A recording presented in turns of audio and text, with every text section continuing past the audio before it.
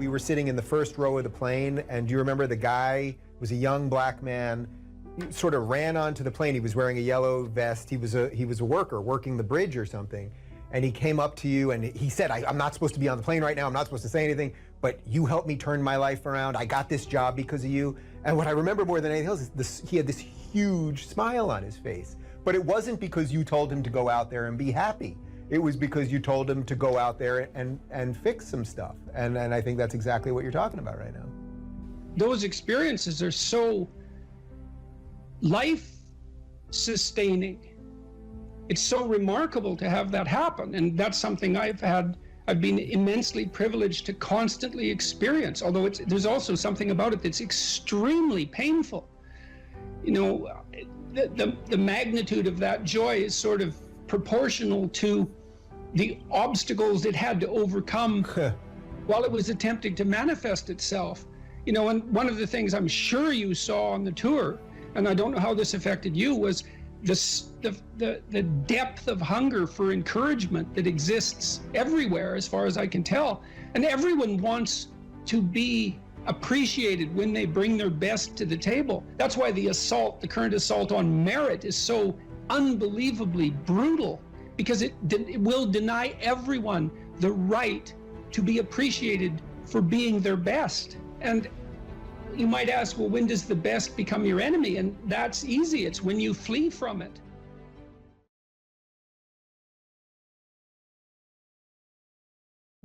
You write in the book, there is no faith and no courage and no sacrifice in doing what is expedient.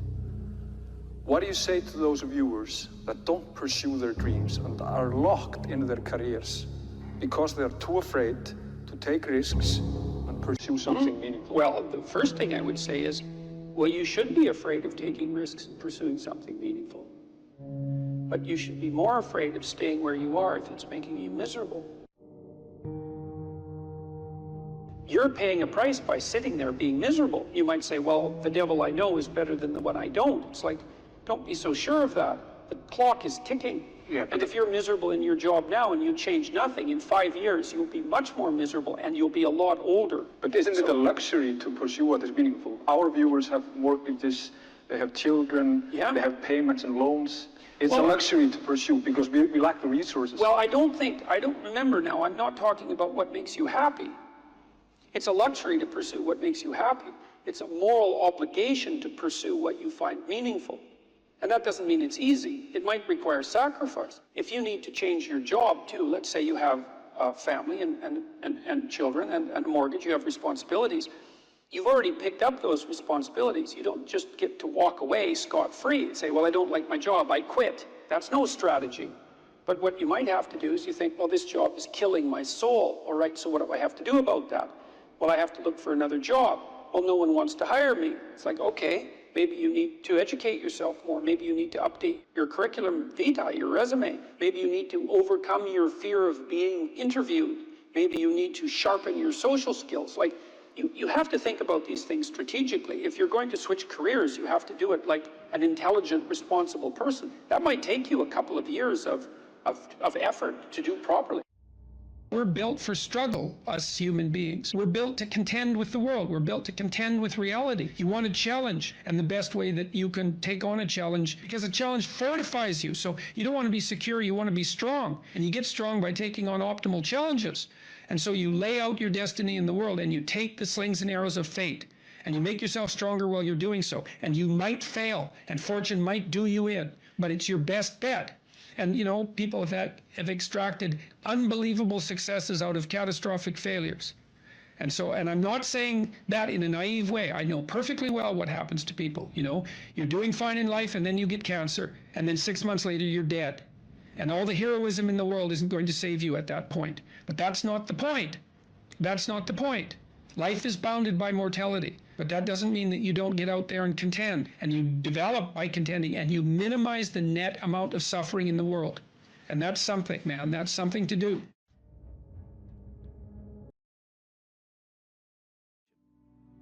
There's this old idea that you go into the abyss. It's an idea that you can gaze into the abyss. You gaze long, And what you find in the abyss is a monster. That's the dragon at the bottom of the abyss, let's say. That's Satan himself, for that matter. But if you go into that as deeply as you can, what you find is you find your fragmented father in a comatose condition, in a desiccated and separated condition. And then you revivify that. Well, what does that mean? It means something. It means that if you look in the darkness, you find the light. That's one thing it means. And that the light really stands out against the darkness, but that the light is to be found in the darkness. So that's a very interesting thing. That's a quest narrative. But it means more than that. It means something fundamental. So we know, for example, that if you take yourself out of your current state of predictability and safety, and you put yourself in a new situation, you'll learn, right? You'll incorporate new information. So that's a cognitive issue. But that isn't all that happens. What happens is that new genes turn on within you and code for the production of new proteins. And that happens neurologically. New parts of you turn on. And so the idea is that if you can move yourself out into the world and push yourself out against a maximum array of challenges, more and more of you turns on. And then the question would be, well, what would you be if all of you that could be turned on was turned on? And the answer would be, you would be the resurrection of the ancestral father. That's what you would be. What that means is that if you take on the unbearable burden of being voluntarily, then that transforms you into the ancestral father. And that's true. And so that's unbelievably optimistic. It's so interesting because it's dark beyond belief. Well, the world is characterized by suffering and by malevolence of a depth that's virtually beyond comprehension. But if you choose to comprehend that, what you discover in that is the light that destroys the darkness. And that's really something to discover. There isn't a discovery that's more profound than that. That's the search for the Holy Grail or the Philosopher's Stone, all of that.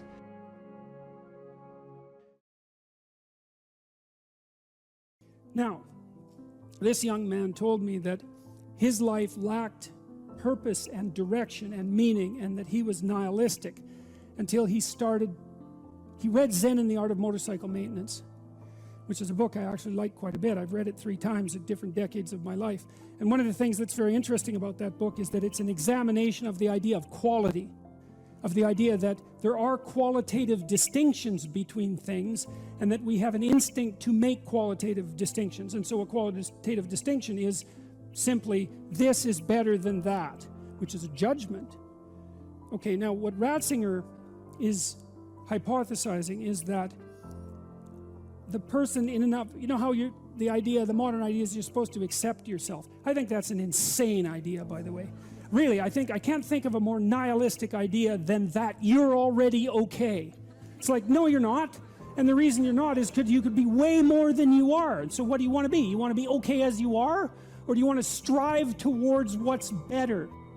And this young man, this Australian, he said that the reason that Zen and the Art of Motorcycle Maintenance had such an impact on him was because he wasn't happy with his current mode of being, right? He didn't consider the manner in which he conducted himself sufficient. And the fact that the author of Zen, and it was Pirsig, laid out the notion that you could make qualitative distinctions, and there really was a difference between good things and bad things, or great things and evil things. It gives you direction. It gives you the possibility of moving upward. And Ratzinger is pointing out, at least to some degree, that human beings are insufficient in and of themselves and need the movement upward. And so they need to conceptualize something like the highest good, and then to strive for that. And the thing is that there isn't any difference between conceptualizing the good and being judged. Because if you're going to conceptualize the good and move towards it, what you have to do is separate from yourself all those things that aren't good and leave them behind. And that's why the Redeemer and the Judge are the same thing.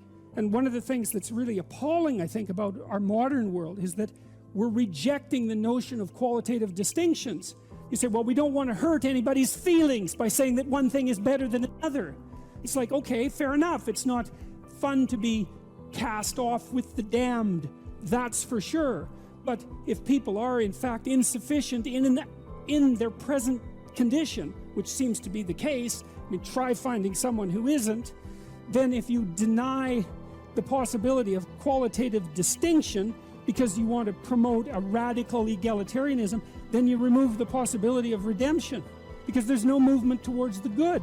And it seems to me that it's a catastrophe to sacrifice the good for, well, it's a catastrophe to sacrifice the good for the equal, because for us to be equal would mean, as far as I can tell, that we would all be equally unredeemed and miserable.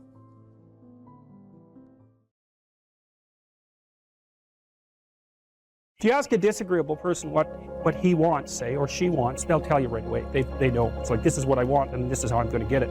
But agreeable people, especially if they're really agreeable, are so agreeable that they often don't even know what they want, because they're so accustomed to living for other people and to finding out what other people want and to trying to make them comfortable and so forth, that it's harder for them to find a sense of their own desires as they move through life.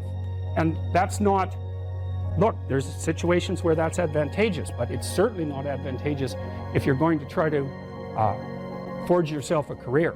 That just doesn't work at all. And so even though on average men and women aren't that much different in terms of their levels of agreeableness by the group, if you go out and you look at the extremes, they're very different. So all of the most agreeable people are women, and all of the most disagreeable people are men. And the thing is, the extremes are often what matter rather than what's in the middle. And so one of the ways that's reflected in society, by the way, is there's way more men in prison. And the best personality predictor of being imprisoned is to be low in agreeableness. It makes you callous. Now you might think, well, what's the opposite of compassion and politeness? And the answer to that is, I think it's best sort of conceptualized as a trading game. So let's say that we're going to play repeated trading games. And if you're very agreeable, then you're going to bargain harder on my behalf than you're going to bargain on your own behalf. Whereas if you're very disagreeable, you're going to do the reverse. You're going to think, I'm in this trading game for me, and you're going to take care of your own interests. Where an agreeable person is going to say, no, at best this is, at worst this has to be 50-50, but I'd like to help you every way I can. One of the things you have to be careful of if you're agreeable is not to be exploited, because you'll line up to be exploited. And I think the reason for that is because you're wired to be exploited by infants. And so that just doesn't work so well in that actual world. And one of the things that happens very often in psychotherapy, people come to psychotherapy for multiple reasons, but one of them is they often come because they're too agreeable. And so what they get is so-called assertiveness training, although it's not exactly assertiveness that's being trained. What it is the ability to learn how to negotiate on your own behalf. And one of the things I tell agreeable people, especially if they're conscientious, is say what you think. Tell the truth about what you think. There's going to be things you think that you think are nasty and harsh, and they probably are nasty and harsh, but they're also probably true. And you need to bring those up to the forefront and deliver the message. And it's not straightforward at all, because agreeable people do not like conflict. Not at all. They smooth the water. And you can see why that is in accordance with the hypothesis that I've been putting forward. You don't want conflict around infants. It's too damn dangerous. You don't want fights to break out. You don't want anything to disturb the relative peace. And if you're also more prone to being hurt physically and perhaps emotionally, you're also maybe loath to engage in the kind of high-intensity conflict that will solve problems in the short term, because it takes a lot of conflict to solve problems in the short term. And if that can spiral up to where it's dangerous, which it can if it gets uncontrolled, it might be safer in the short term to keep the waters smooth and to not delve into those situations where conflict emerges. The problem with that is it's not a very good medium to long-term strategy, right? Because lots of times there are things you have to talk about because they're not going to go away. And the advantage to having a well-socialized disagreeable person is that they really don't let much get in their way. So if you can get a kid who's disagreeable socialized, that person can be quite the creature, because they're very forward-moving in their nature and very difficult to stop. But if you don't get them successfully domesticated, tamed, roughly speaking, by the time they're 4, their peers reject them. And that's a big problem, because your job as a parent is to make your child socially desirable by the age of 4. Like you want to burn that into your brain, because people don't know that. That's your job. And here's why. It's easy if you think about it carefully. So you imagine, you've got a 3-year-old child, so sort of halfway through that initial period of socialization, and you take that child out in public. Okay, what do you want for the child? Who cares about you? What do you want from for the child?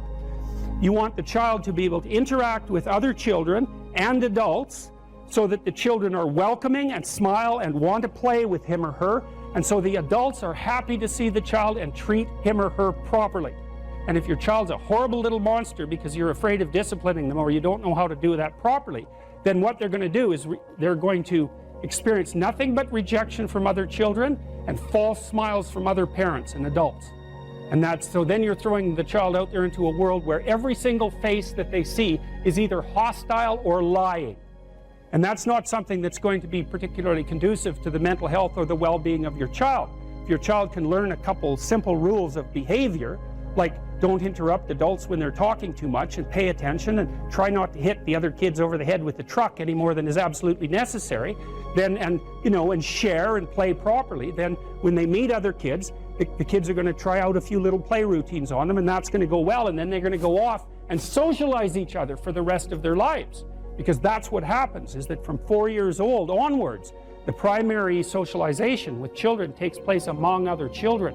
And so if the kids don't get in on that early, they don't move into that developmental spiral upwards and they're left behind. And you can imagine how terrible that is, because a 4-year-old will not play with another 4-year-old who's 2.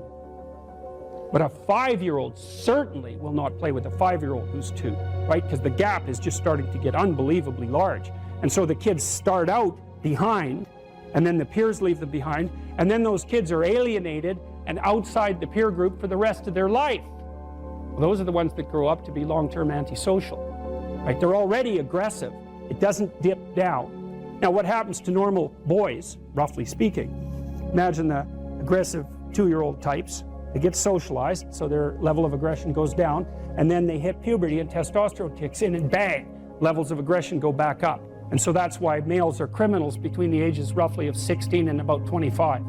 So, and it matches the creativity curve, by the way. It's so cool. If you look at the spike of creativity among men, 16 to 25, then it starts to go down. Criminality matches that absolutely perfectly.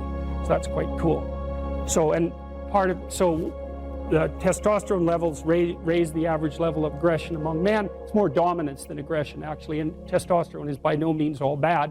And then it starts to decrease at about age 25 or 26, which is usually when men stop staying up late at night, stop drinking as much, develop a full-time career, and take on the burdens and responsibilities and opportunities that are associated with a long-term partner and family. And so, well, so that's the development of what I would call predatory aggression, because I also think that the agreeableness distribution is probably something like predatory aggression versus maternal sympathy. It's something like that. So if you look at other mammals that are predators, because we're predators as well as prey animals, if you look at other animals like bears, the male bear has absolutely nothing to do with the raising of the infants. In fact, the female bears will keep the male the hell away because he's likely to kill the infants and maybe even to eat them. So there's no maternality at all in solitary male mammalian predators. It's really useful to investigate the viewpoints of people who have opposing views to yours, because they'll tell you things. Not only will they tell you things you don't know, they'll also tell you how to see the world in ways that you don't see it. And they'll also have skills that you don't have, that you could develop. So for example, if you're an introverted person, it's very useful to watch an extroverted person, because the extroverted person has ways of being in the social world that aren't natural to you, that you can use to improve your toolkit. And if you're disagreeable, one of the best things to do with disagreeable people, especially if that's alienating them from other people, for example, because it can, people treat you like you're a selfish, arrogant son of a, maybe that's because you are. It's like, okay, so what do you do about that? One of the most promising treatments, let's say, for that is get the person to do something for someone else once a day, just as a practice, and learn how to do it. Maybe you can wake the circuit up, if you think that it's lying dormant in you, which is probably right. I think we have a very wide range of propensities within us. Some are switched on, genetic propensities. Some are switched on, but I think that if you put yourself in the right situation or walk yourself through the right exercises, you can switch some of these other things on as well. but it takes work and dedication and discipline. I would say, generally speaking, if you want to adapt yourself properly to life, you should find a niche in the environment that corresponds with your temperament, right? You shouldn't work at cross purposes to your temperament because it's just too damn difficult. But having done that, then you should work on developing the skills and viewpoints that exist in the space opposite to your personality, because that's where you're fundamentally underdeveloped. And that way I think you can extend out your temperamental capability across a wider range. And to me, that's roughly equivalent as bringing a richer toolkit to each situation. You know, so if you're hyper extroverted, you should probably learn to shut up at parties now and then and listen just to see what's going on, to see if you can manage it, you know. And if you're introverted, well, then you should learn how to speak in public and to learn how to go to parties without hiding in the corner and saying nothing to anyone. You know, and if you're agreeable, then you need to learn how to be disagreeable so people can't push you around. And if you're disagreeable, you need to learn how to be agreeable so that you're not an evil son of a bitch.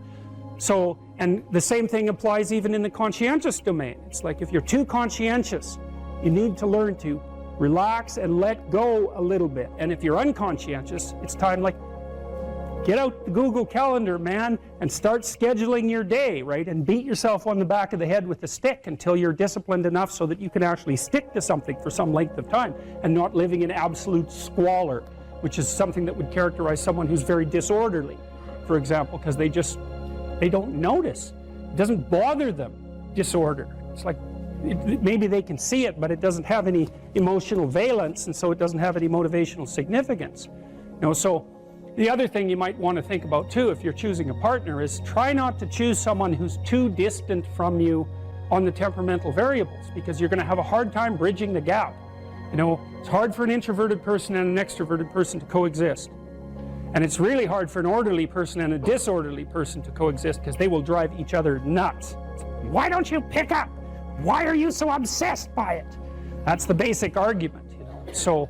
So it's useful to know about your temperament so that you can negotiate the space with your partner as well. And I don't think you should try to find someone who's exactly the same as you, because then you don't have the benefits of the alternative viewpoint. But you got to watch it, because you may hit irreconcilable differences of various sorts. And I've seen that most particularly among couples who are high and low in openness. That's a rough one. And also high and low in conscientiousness. That's another rough one, because they just cannot see how the other person sees the world at all.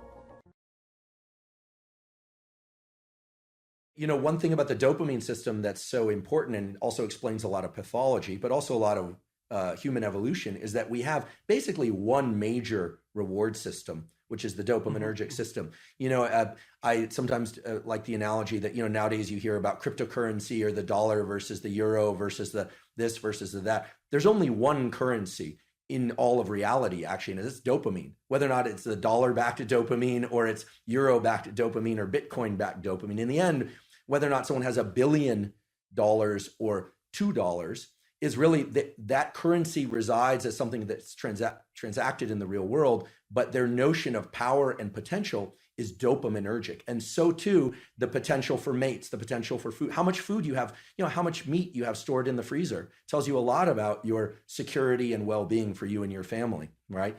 And that is translated into a dopaminergic internal representation of how safe and secure you are, et cetera. So this system of fear versus confrontation taps directly into the dopaminergic system. And there's a beautiful set of studies that were done in the 1960s, published in the journal Science, as you know, one of the top journals to publish in. Again, this is not work that I did, but where they gave people, human beings, the option to stimulate a number of different brain areas, just sitting in the clinic. And some brain areas would evoke feelings of drunkenness, others would evoke feelings of anger, others of sadness, others of sexual arousal.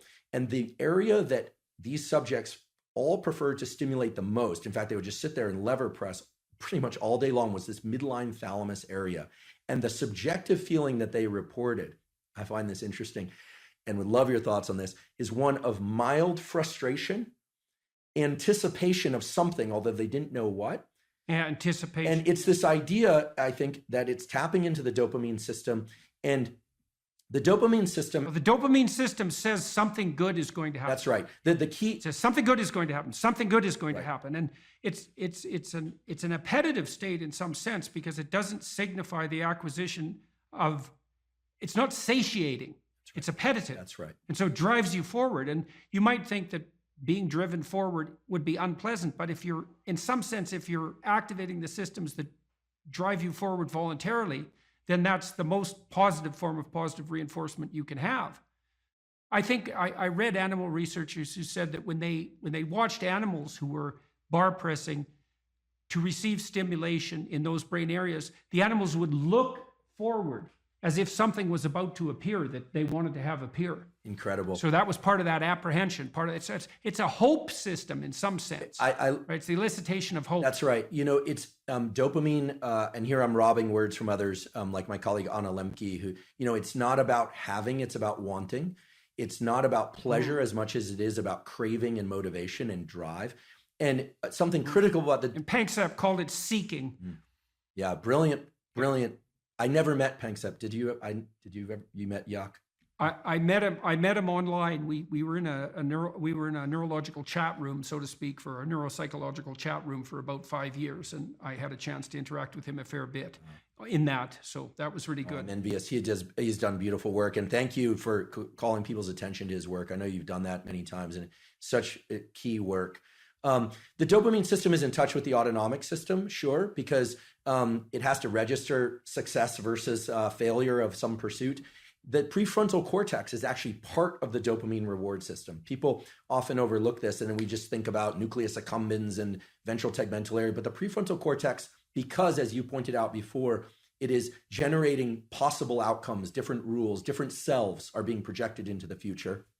You can think that the 2 marshmallow task, the classic, you know, give kids the option to either have a marshmallow now or wait and have 2 marshmallows, and the cute little videos of the kids, you know, in the room with the marshmallows, sniffing it, talking to it. Occasionally a kid will just stuff it in his mouth. Another child will turn away, you know, delightful, right? And all sorts of ideas have come about how they do in life versus if they can wait or not wait. In any case, that's dopaminergic anticipation.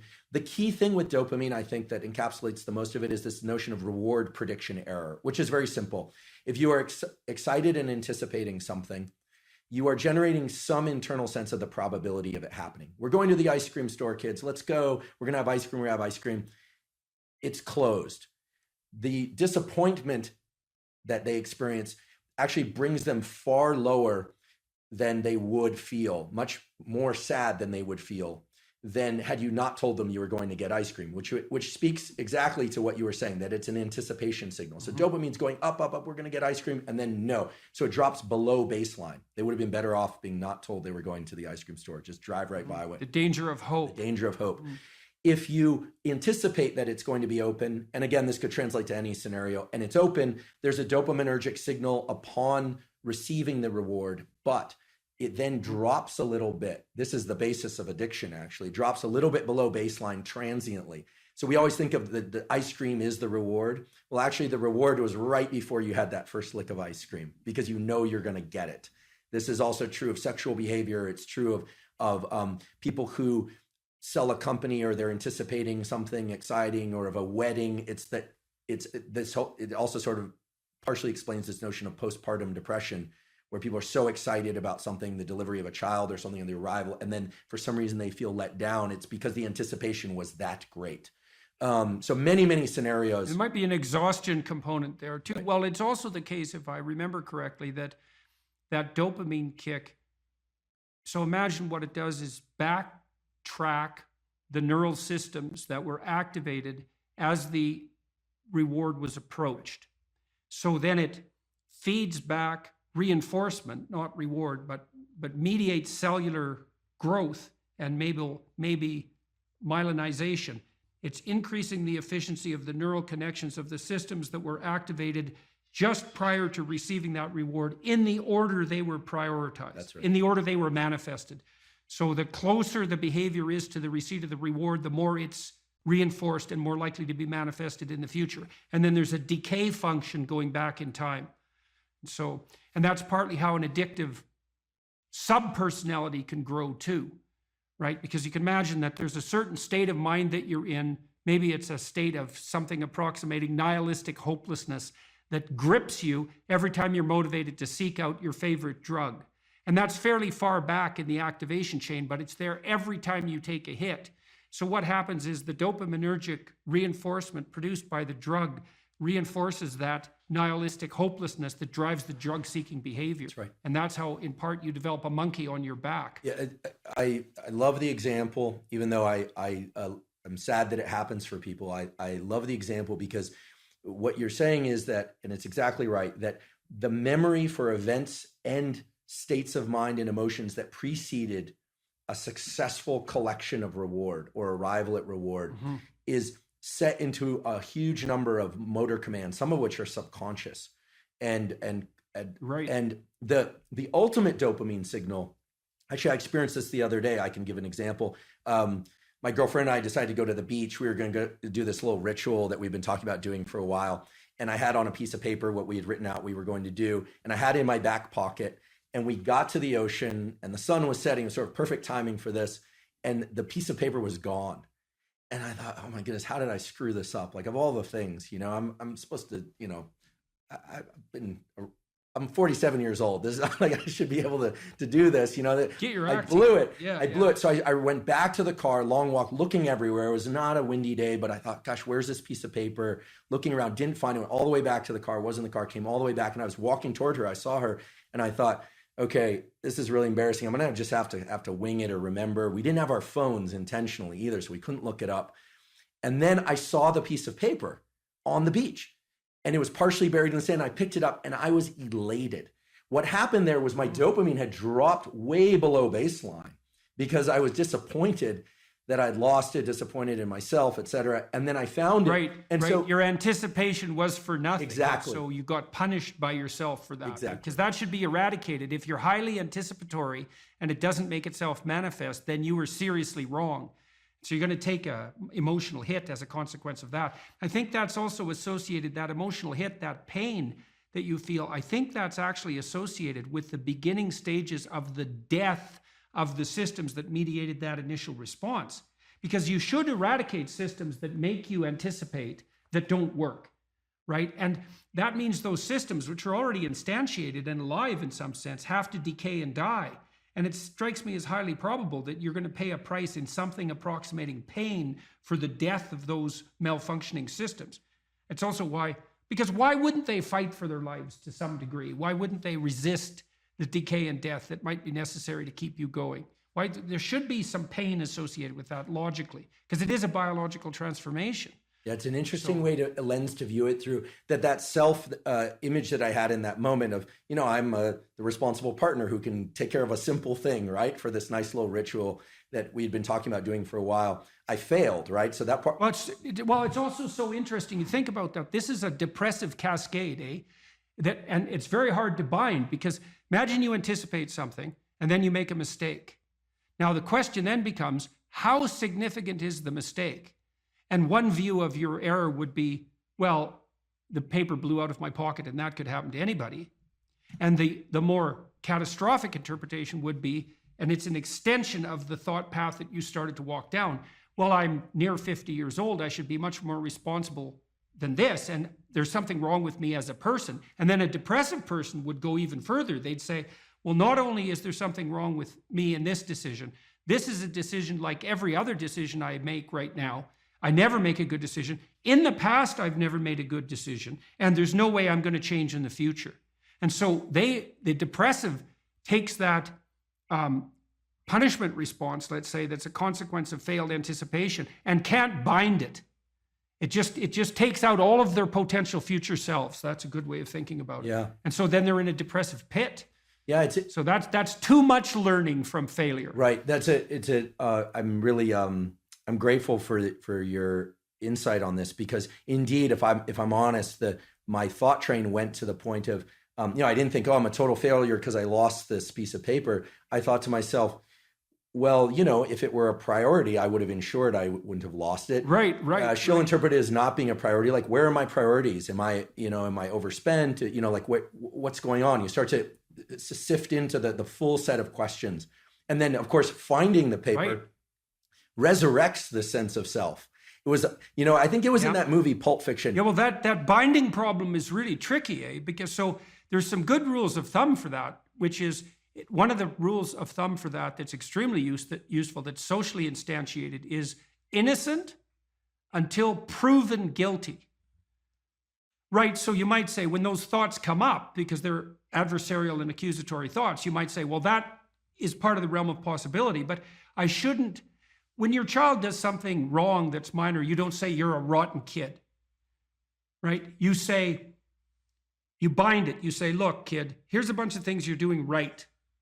But in this particular example, specific situation, here's the minimal thing you did incorrectly and how to alter it. And it's a really good habit of mind. It's like to address towards yourself as well as to other people, which is to say, well, what's the minimum crime that I'm responsible for in this moment?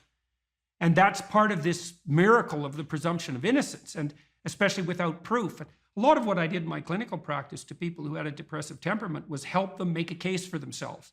It's like, well, maybe you're as bad as you think you might be, but maybe not. Let's take the contrary argument. Let's make you as innocent as you can be in this situation, and only narrow the repair to the absolute minimum that needs to be manifested. The internal problem is, how do you deal with tragedy and malevolence? And you can say, well, I'm not prepared. It's like, yeah, fair enough. Unsurprising, especially if you were overprotected as a child. It's not a good idea to overprotect your kids, because the snakes are going to come into the garden no matter what you do. And so then you, instead of trying to keep the damn snakes away, what you do is you arm your child with something that can help them chop them into pieces and make the world out of them. So that the trick for human thriving in the face of suffering and malevolence is strength, not protection. It's a completely different idea. We also know this clinically. We know, for example, that if you treat people with exposure therapy for agoraphobia, which is roughly speaking the fear of chaos, I would say, the fear of everything, you don't make them less afraid. You make them braver. It's not the same thing. Because with an agoraphobic, see, what happens to them is the fall. They never conceptualize death and suffering. They're naive. Right? It never enters the theater of their imagination, and it's because they're protected from it. But then something happens. This often happens to women in their 40s, because they're the people most likely to develop agoraphobia. Something happens. They've been protected from chaos by authority their entire life. So maybe they had an overprotective father, and then they went to an overprotective boyfriend, and then they went to an overprotective husband. And maybe they were willing to be subjugated to all three of those because of the protection, right? So that's the bargain. They stay weak and dependent, and maybe they have to because that's the only way they can appeal to the person who's hyperprotective. But the price they pay for that is that they're not sufficiently competent. And then something happens in their life, often in their 40s. They develop heart palpitations, maybe as a consequence of menopause. Their heart starts to beat erratically, and they think, oh no, death. It's like, well, who are you going to talk to about that? Right? There's no protection from authority for that. Or maybe their friend gets divorced, or maybe their sister dies, or something like that. It brings up the specter of mortality, and maybe the specter of malevolence and mortality, and it brings it up in a way that authority, recourse to authority, cannot solve. And so then they have panic attacks. What happens? They go out, they get afraid, they feel their heart beating, then they get afraid of their heart beating because they think, oh no, I'm going to die, and they think, oh no, I'm going to die, and I'm going to make a fool of myself while I'm doing it and attract a lot of attention. So the two big fears come up. Mortality and social judgment. And then they have a panic attack. It's like fight or flight's gone out of control. Very, very unpleasant. Then they start to avoid the places they've had a panic attack. Then they end up not being able to go anywhere. So then Tiamat has come back, right? A huge monster, a little victim. And so what do you do with them? Well, there's no saying, no, there's no Tiamat. That's done, right? Their naivety is over. They've had a direct contact with the threat of mortality and social judgment. They've met the terrible mother and they've met the terrible father. And there's no going back. There's no saying, oh, the world is safe. It's not safe. Not at all. It's not safe. The fact that you think it's safe means that you were living in an unconscious bubble that was sort of provided to you by your culture. It's a gift. And now that's been shattered. And so now what do you do? Well, the answer is you retreat until you're in your house and there's nowhere you can go. You're the ultimate frozen rabbit, right? and your life is hell because you can't function. The alternative is, let's take apart the things you're afraid of. Let's expose you to them, carefully and programmatically. And then you'll learn that you're actually tougher than you think. You never knew that. And maybe you didn't want to take on the responsibility because, people play a role in their own demise, so to speak. When you had opportunity to go out and explore or withdraw because you were afraid, you chose to withdraw because you were afraid. So it's not only that you were overprotected often, it's that you were willing to take advantage of the fact that you were overprotected and run back there whenever you had the opportunity. So maybe you're a kid in the playground, right, and you're having some trouble with other kids, and in the back of your mind, I should deal with this myself, but you go and tell your mom and get her to intervene. And you know that that's not right. You know that you're breaking the social contract, but it's easier, and so that's what you do. You run off to an authority figure and hide behind the Great Father, roughly speaking. Well, the problem with that is you don't learn how to do it yourself. So then you have to relearn it painfully when you're 40. So then you take people out, you say, well, what are you afraid of? Rank it from 1 to 10. So 10 is, make a list of 10 things you're afraid of. The thing you're least afraid of we'll call number 10. So we'll start with that. Okay, well, I'm afraid of elevators. Okay, well, let's look at a picture of an elevator. Let's have you imagine being in an elevator. Let's go out to an elevator and let you watch the terrible jaws of death open, because that's how you're responding to it symbolically, right? And you're going to do that at the closest proximity you can manage. You find out, you go do that, it works. You're nervous as hell, especially from an anticipatory perspective. Shaking. You go out, you stop, you watch it happen, and you actually calm down. You do that 10 times and it no longer bothers you.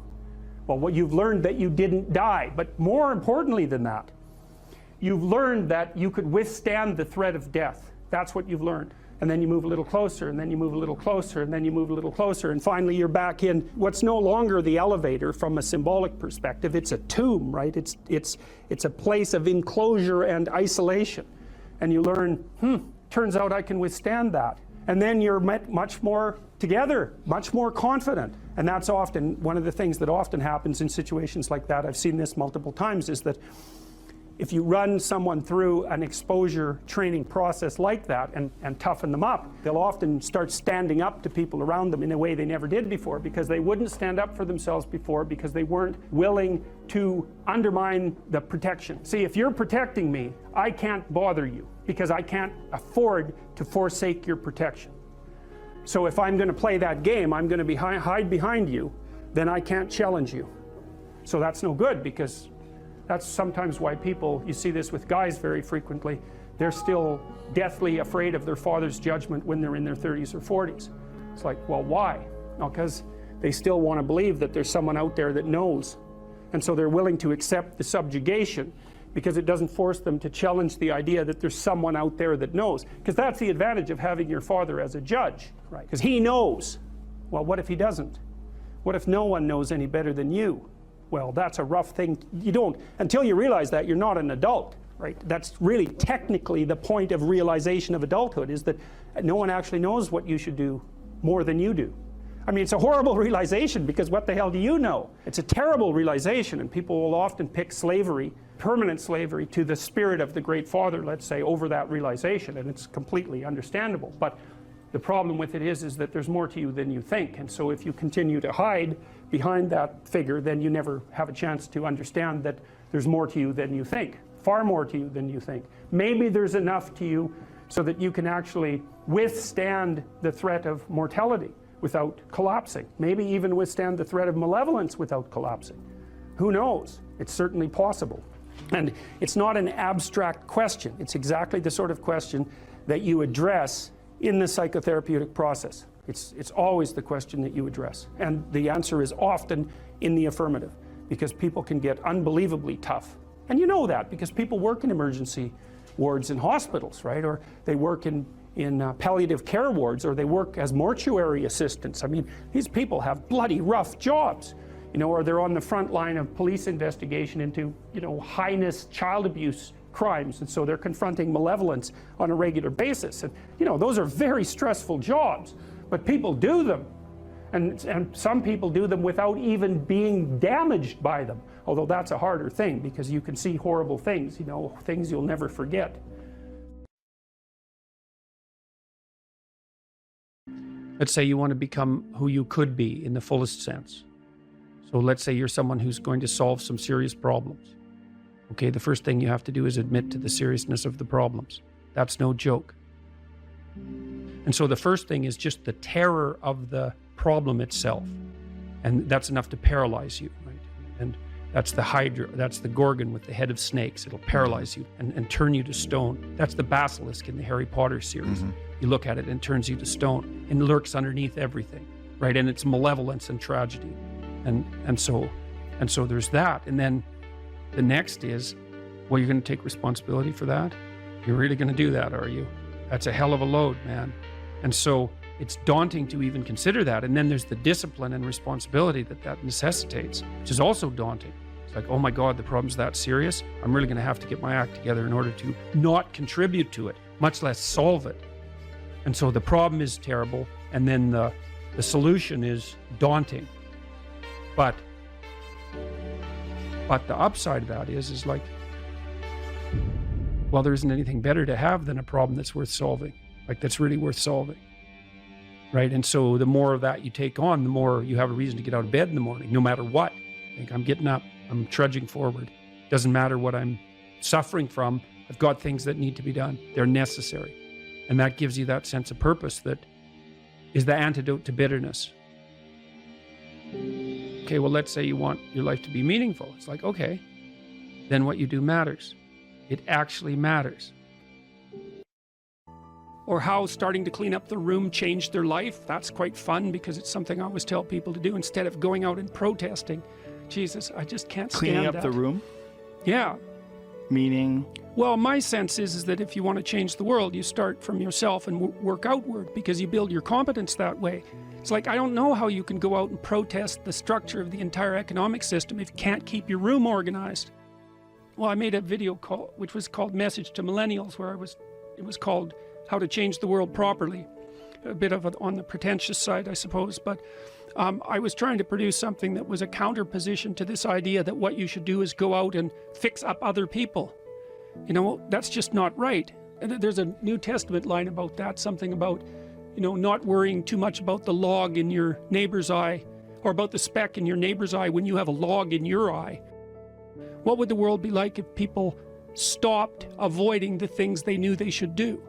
You know, because the question is, how much are we contributing to the fact that life is an existential catastrophe and a tragedy? How much is our own corruption contributing to that? That's a really worthwhile question. The things you leave undone because you're angry, you're resentful, you're lazy, you have inertia.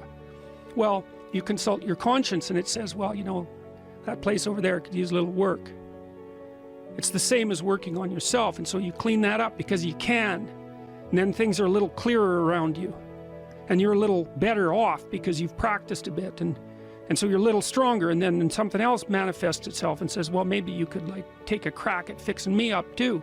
So you decide to do that, and then that gets a little bit more pristine, you know, and soon, and it's humble because you're not exceeding your domain of competence.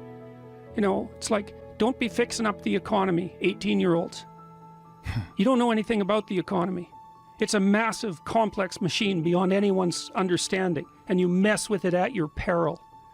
So, and can you even clean up your own room? No. Well, you should think about that. You should think about that. What could you do to improve yourself? Well, let's step one step backwards. The first question might be, why should you even bother improving yourself? And I think the answer to that is something like, so you don't suffer any more stupidly than you have to. And maybe so others don't have to either. It's something like that. You know, like there's a real injunction at the bottom of it. It's not some casual self-help doctrine. It's that if you don't organize yourself properly, you'll pay for it, and in a big way, and so will the people around you. Now, and you could say, well, I don't care about that, but that's actually not true. You actually do care about that, because if you're in pain, you will care about it. And so you do care about it, even if it's just that negative way, you know. It's very rare that you can find someone who's in excruciating pain who would ever say, well, it would be no better if I was out of this. sort of pain is one of those things that brings the idea that it would be better if it didn't exist along with it. It's incontrovertible. So you get your act together so that there isn't any more stupid pain around you than necessary. Well, so then the question might be, well, how would you go about getting your act together? And the answer to that, and this is a phenomenological idea too, it's something like, look around for something that bothers you and see if you can fix it. So now you think, well, let's say you go into you can do this in a room. It's quite fun to do it just when you're sitting in a room, like a room, maybe your bedroom. You can sit there and just sort of meditate on it and think, okay, if I wanted to spend 10 minutes making this room better, what would I have to do? And you have to ask yourself that, right? It's not a command, it's like a genuine question. And things will pop out in the room that you like, there's a stack of papers over there that's kind of bugging you, and you know that maybe little order there would be a good thing, and there's some rubbish behind your computer monitor that you haven't attended to for like 6 months, and the room would be slightly better if it was a little less dusty and the cables weren't all tangled up the same way. And like, if you allow yourself just to consider the expanse in which you exist at that moment, there'll be all sorts of things that'll pop out in it that you could just fix. And I might say, well, if you were coming to see me for psychotherapy, the easiest thing for us to do first would just be to get you to organize your room. You think, well, is that psychotherapy? And the answer is, well, it depends on how you conceive the limits of your being. And I would say, start where you can start. If something announces itself to you, which is a strange way of thinking about it, as in need of repair, that you could repair, then, hey, fix it. You fix 100 things like that, your life will be a lot different. I often tell people too, fix the things you repeat every day, because people tend to think of those as trivial, right? You get up, you brush your teeth, you have your breakfast, you have your routines that you go through every day. Well, those probably constitute 50% of your life. And people think, well, they're mundane, I don't need to pay attention to them. It's like, no, that's exactly wrong. The things you do every day, those are the most important things you do. Hands down. All you have to do is do the arithmetic. You figure it out right away. So 100 adjustments to your broader domain of being, and there's a lot less rubbish around, and a lot fewer traps for you to step into. And so that's in keeping with Jung's idea about erasing once you've got your mind and your emotions together, and once you're acting that out, then you can extend what you're willing to consider yourself and start fixing up the things that are part of your broader extent. Now, sometimes you don't know how to do that. So you might say, imagine you're walking down Bloor Street and there's this guy who's like alcoholic and schizophrenic and has been on the streets for 10 years. He sort of stumbles towards you and, incoherently mutters something. That's a problem. And it would be good if you could fix it, but you haven't got a clue about how to fix that. You just walk around that and go find something that you could fix, because if you muck about in that, not only is it unlikely that you'll help that person, it's very likely that you'll get hurt yourself. So, just because while you're experiencing things announce themselves as in need of repair doesn't mean that it's you right then and there that should repair them. You have to have some humility. You don't walk up to a helicopter that isn't working and just start tinkering away with it. You have to stay within your domain of competence. But most of the time, if people look at their lives, it's a very interesting thing to do. I like the idea of the room, because you can do that at the drop of a hat. You go back to where you live and sit down and think, okay, I'm going to make this place better for half an hour. What should I do? And you have to ask. And things will just pop up like mad. And it's partly because your mind is a very strange thing. As soon as you give it a name, a genuine aim, it'll reconfigure the world in keeping with that aim. That's actually how you see to begin with.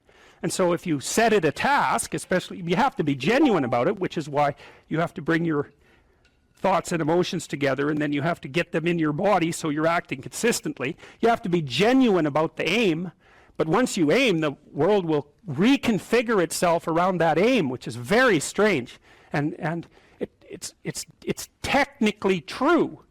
The best example of that, you have all seen this video where you watch the basketballs being tossed back and forth between members of the white team versus the black team, and while you're doing that, a gorilla walks up into the middle of the video and you don't see it. It's like, you know, if you thought about that experiment for about 5 years, that would be about the right amount of time to spend thinking about it. Because what it shows you is that you see what you aim at. And that, man, if you can get one thing through your head as a consequence of even being in university, that would be a good one. You see what you aim at.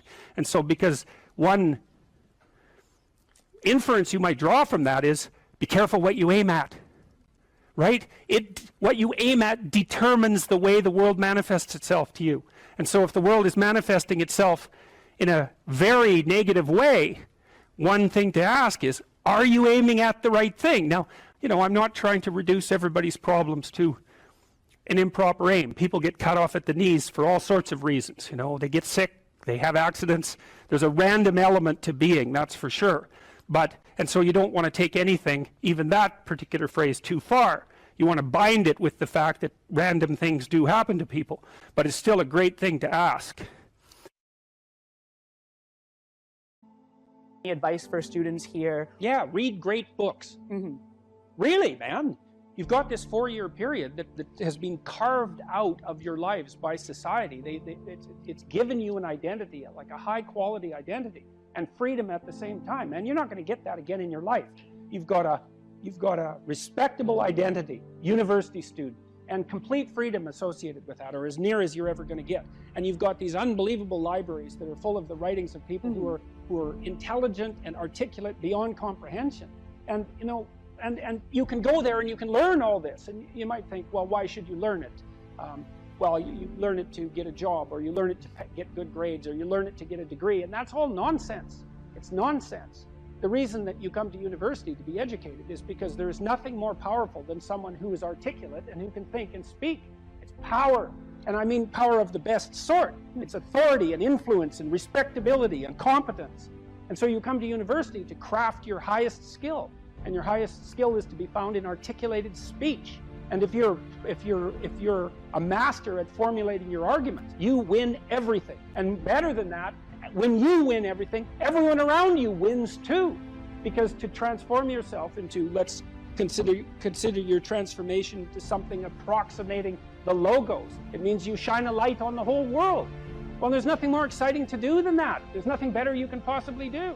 And to think that you're coming to university to be, you know, trained to have a job, it's like, great, that's a hell of a lot better than being unemployed and covered with Cheeto dust while you're snacking away in front of your video game in the basement. But it's not and I don't have anything against video games, by the way,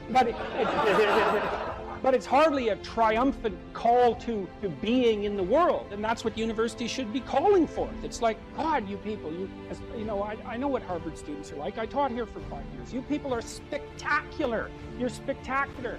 You're all capable of being world beaters. You transform yourself into something that's articulated and sensible and grounded in history and knowledgeable and wise, man. You can do anything you want, and hopefully anything you want for good. Because if you have any sense, everything you want to do would be for the good, because there's nothing more compelling or meaningful or useful in combating the tragedy of life than to struggle with all your soul on behalf of the good. And the universities have forgotten that. It's why everyone's bailing out of the humanities, and they should. The humanities are corrupt. And they're corrupt because they're not telling students this. It's so bloody obvious. It's like, learn to think, learn to speak, learn to read. It makes you a superpower, an individual superpower. I don't understand why that isn't just told to students. It's not that hard to understand, and everyone wants to hear it. It's like, really? I could do that? I could do that? It's like, yeah, really, you could do that. And the whole society around you has labored for really thousands of years to provide every single one of you with this spectacular opportunity that you have while you're undergraduates and graduate students here, man. Everyone's just praying that you would come here and manifest everything that you could manifest. And that's what you should be doing, instead of waving placards and complaining about how you're oppressed, for God's sake. You see these Yale students complaining about their oppression. It just leaves me aghast. It's like, well, we're against the ruling class. It's like, no, you're baby ruling class members. You're young.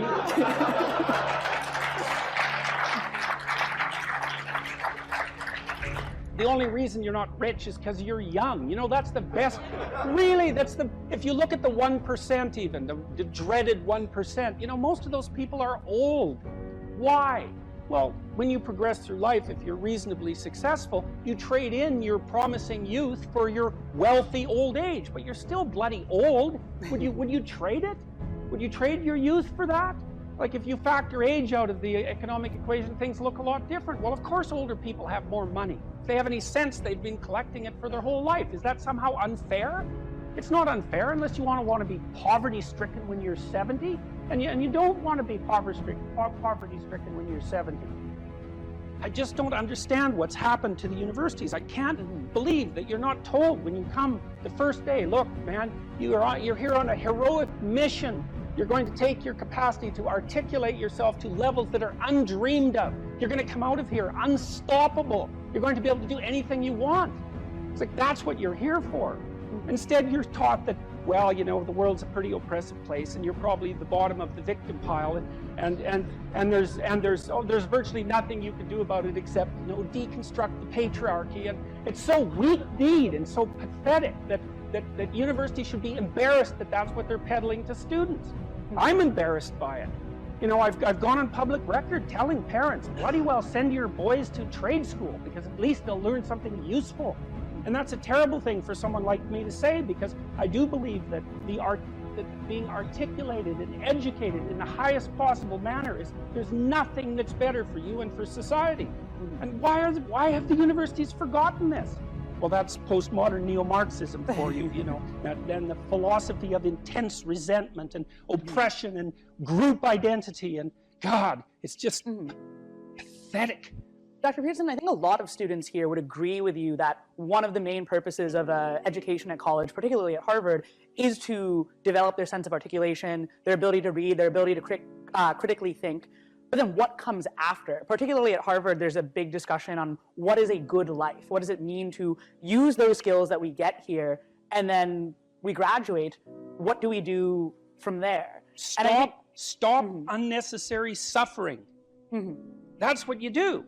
You know, that's your calling. It's like you say, well, what do you do after you graduate? Well, if you graduate articulated and powerful, there will be people giving you so many opportunities you won't even be able to keep up with them. You know, I've worked with very, very competent people in many different domains in my life, hyper-competent people. And I can tell you some very interesting things about hyper-competent people. The first thing is they are not selfish and they're not greedy. And one of the great pleasures in their lives is to find people who have the capacity to also be hyper-competent and to open doors for them as rapidly as they can possibly be opened. They delight in that because there's very few things that are more intrinsically meaningful if you're an accomplished person than to find young people who have the possibility of being accomplished and say, hey, look, here's an opportunity for you. It's like, go out there, man, kill it. And then they go out there and kill it, and you think, right on, man. Here's another opportunity. Why don't you go out there and nail that too? And you think, no, they're all hoarding their wealth, and they're not going to share it with anyone. It's like, that's absolute, complete rubbish. And so you don't even have to worry about what you're going to do after you graduate from here if you turn yourself into half of what you could be, because people will be dying to offer you every opportunity that you can possibly make use of. So it's a moot point. The world is always desperately short of people who can think and speak. And you think, well, I won't be made use of. Well, first of all, you can't say that if you're at Harvard, for God's sake. I mean, people already figured out who you are. They've already figured it out. And they're offering you the world on a gold platter. Take it. It's yours. Take it. It's like, great, man. Put yourself together and deserve it. That would be great. And that's what everyone wants. It's what your parents want. It's also what you want. You know it. It's what you want. It's what women want from men. It's what men want from women. It's like for you to be who you could be. And the highest faculty of the human being is articulated speech. It's the divine faculty. And there is nothing more powerful than that. There's nothing that's even in the same league. And so if you don't have faith in that, then your priorities are misplaced. And I can't even understand why you wouldn't have faith in that being, say, Harvard students, because look where it's got you already. You know, you're already sitting on top of the world. So deserve it, make use of it, right? Go out there and fix things up. That's what you need to do. There's lots of things that need to be fixed up. And what you want to do is burden yourself with so much responsibility that you can barely stand. And then you'll get stronger trying to lift it up. And you won't be asking, what should I be doing with my life, or what's the meaning of life, or any of that. It'll be self-evident. It's self-evident. At minimum, you can say, there's more suffering in the world than there should be, and I could probably do something about that. And you can do something about that. So go do something about it. And then there'll be less suffering in the world. And then when you're 80, you can look back on your life and say, well, you know, there's less suffering in the world than there would have been had I not existed. And you don't have to even have a sense of ultimate destiny or even any sort of theistic belief to regard that as a positive good. Like, I think it goes beyond the mere pragmatic utility of addressing the world's ills, because I think we do live in a world that has a transcendent reality as well as the reality that we can detect. But even independently of that, it doesn't matter. So, you know, one way of conceptualizing yourself is that you're one speck of dust among 7 billion.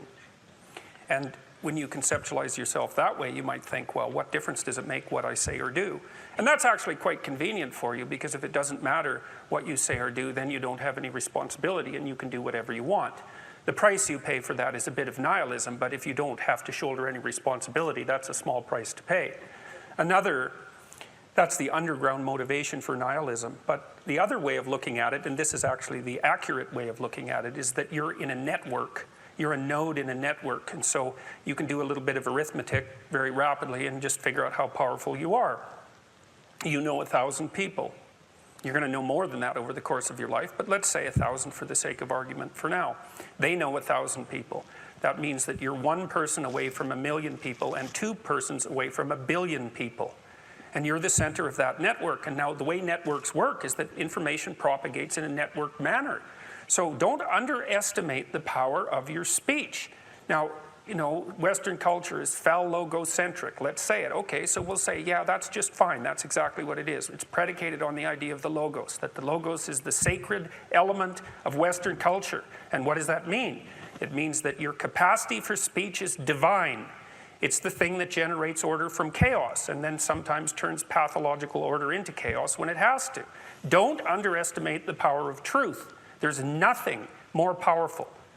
Now, in order to speak what you might regard as the truth, you have to let go of the outcome. You have to think, all right, I'm going to say what I think, stupid as I am, biased as I am, ignorant as I am. I'm going to state what I think as clearly as I can, and I'm going to live with the consequences no matter what they are. Now, the reason you think that, that's an element of faith. The idea is that nothing brings a better world into being than the stated truth. Now, you might have to pay a price for that, but that's fine. You're going to pay a price for every bloody thing you do and everything you don't do. You don't get to choose to not pay a price. You get to choose which poison you're going to take. That's it. So if you're going to stand up for something, stand up for your truth. It'll shape you, because people will respond and object and tell you why you're a fool and a biased moron and why you're ignorant. And then if you listen to them, you'll be just that much less like that the next time you say something. And if you do that for 5 years, you'll be so damn tough and articulate and able to communicate and withstand pressure that you won't even recognize yourself. And then you'll be a force to contend with. And you don't get to wait until, because I get letters like Gad Saad gets all the time too, from faculty members in particular, and they say, well, you know, when I get tenure, it's like, then they think, well, when I'm an associate professor, and then they think, well, when I'm a full professor. It's like, if you're a professor already, you're like the most protected person in the history of the planet, you know, and you need, well, okay, but one of the things that indicates is that it's almost impossible to provide people with enough protection so that they feel safe to speak. Okay, so we'll address that directly. It is not safe to speak, and it never will be. But the thing you got to keep in mind is that it's even less safe not to speak.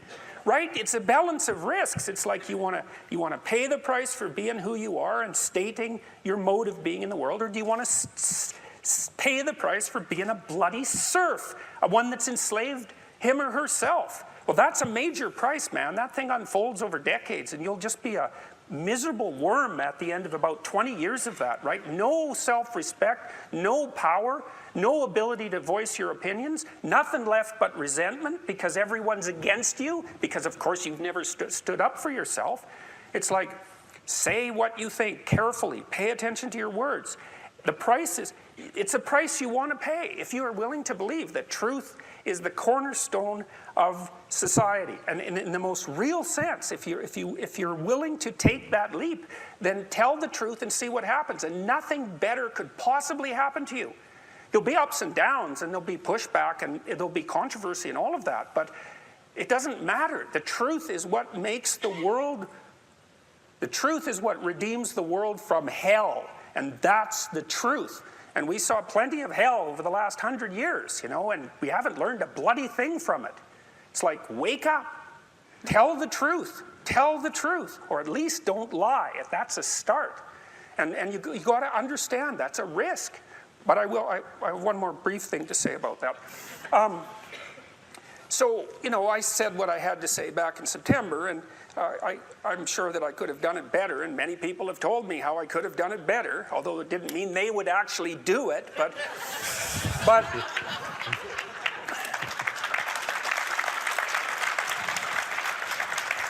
and you know, my job was at risk, serious risk, for about 2 months, and it destabilized my family, who've been very brave about this, so like, thumbs up to them, man. They've just stood by me.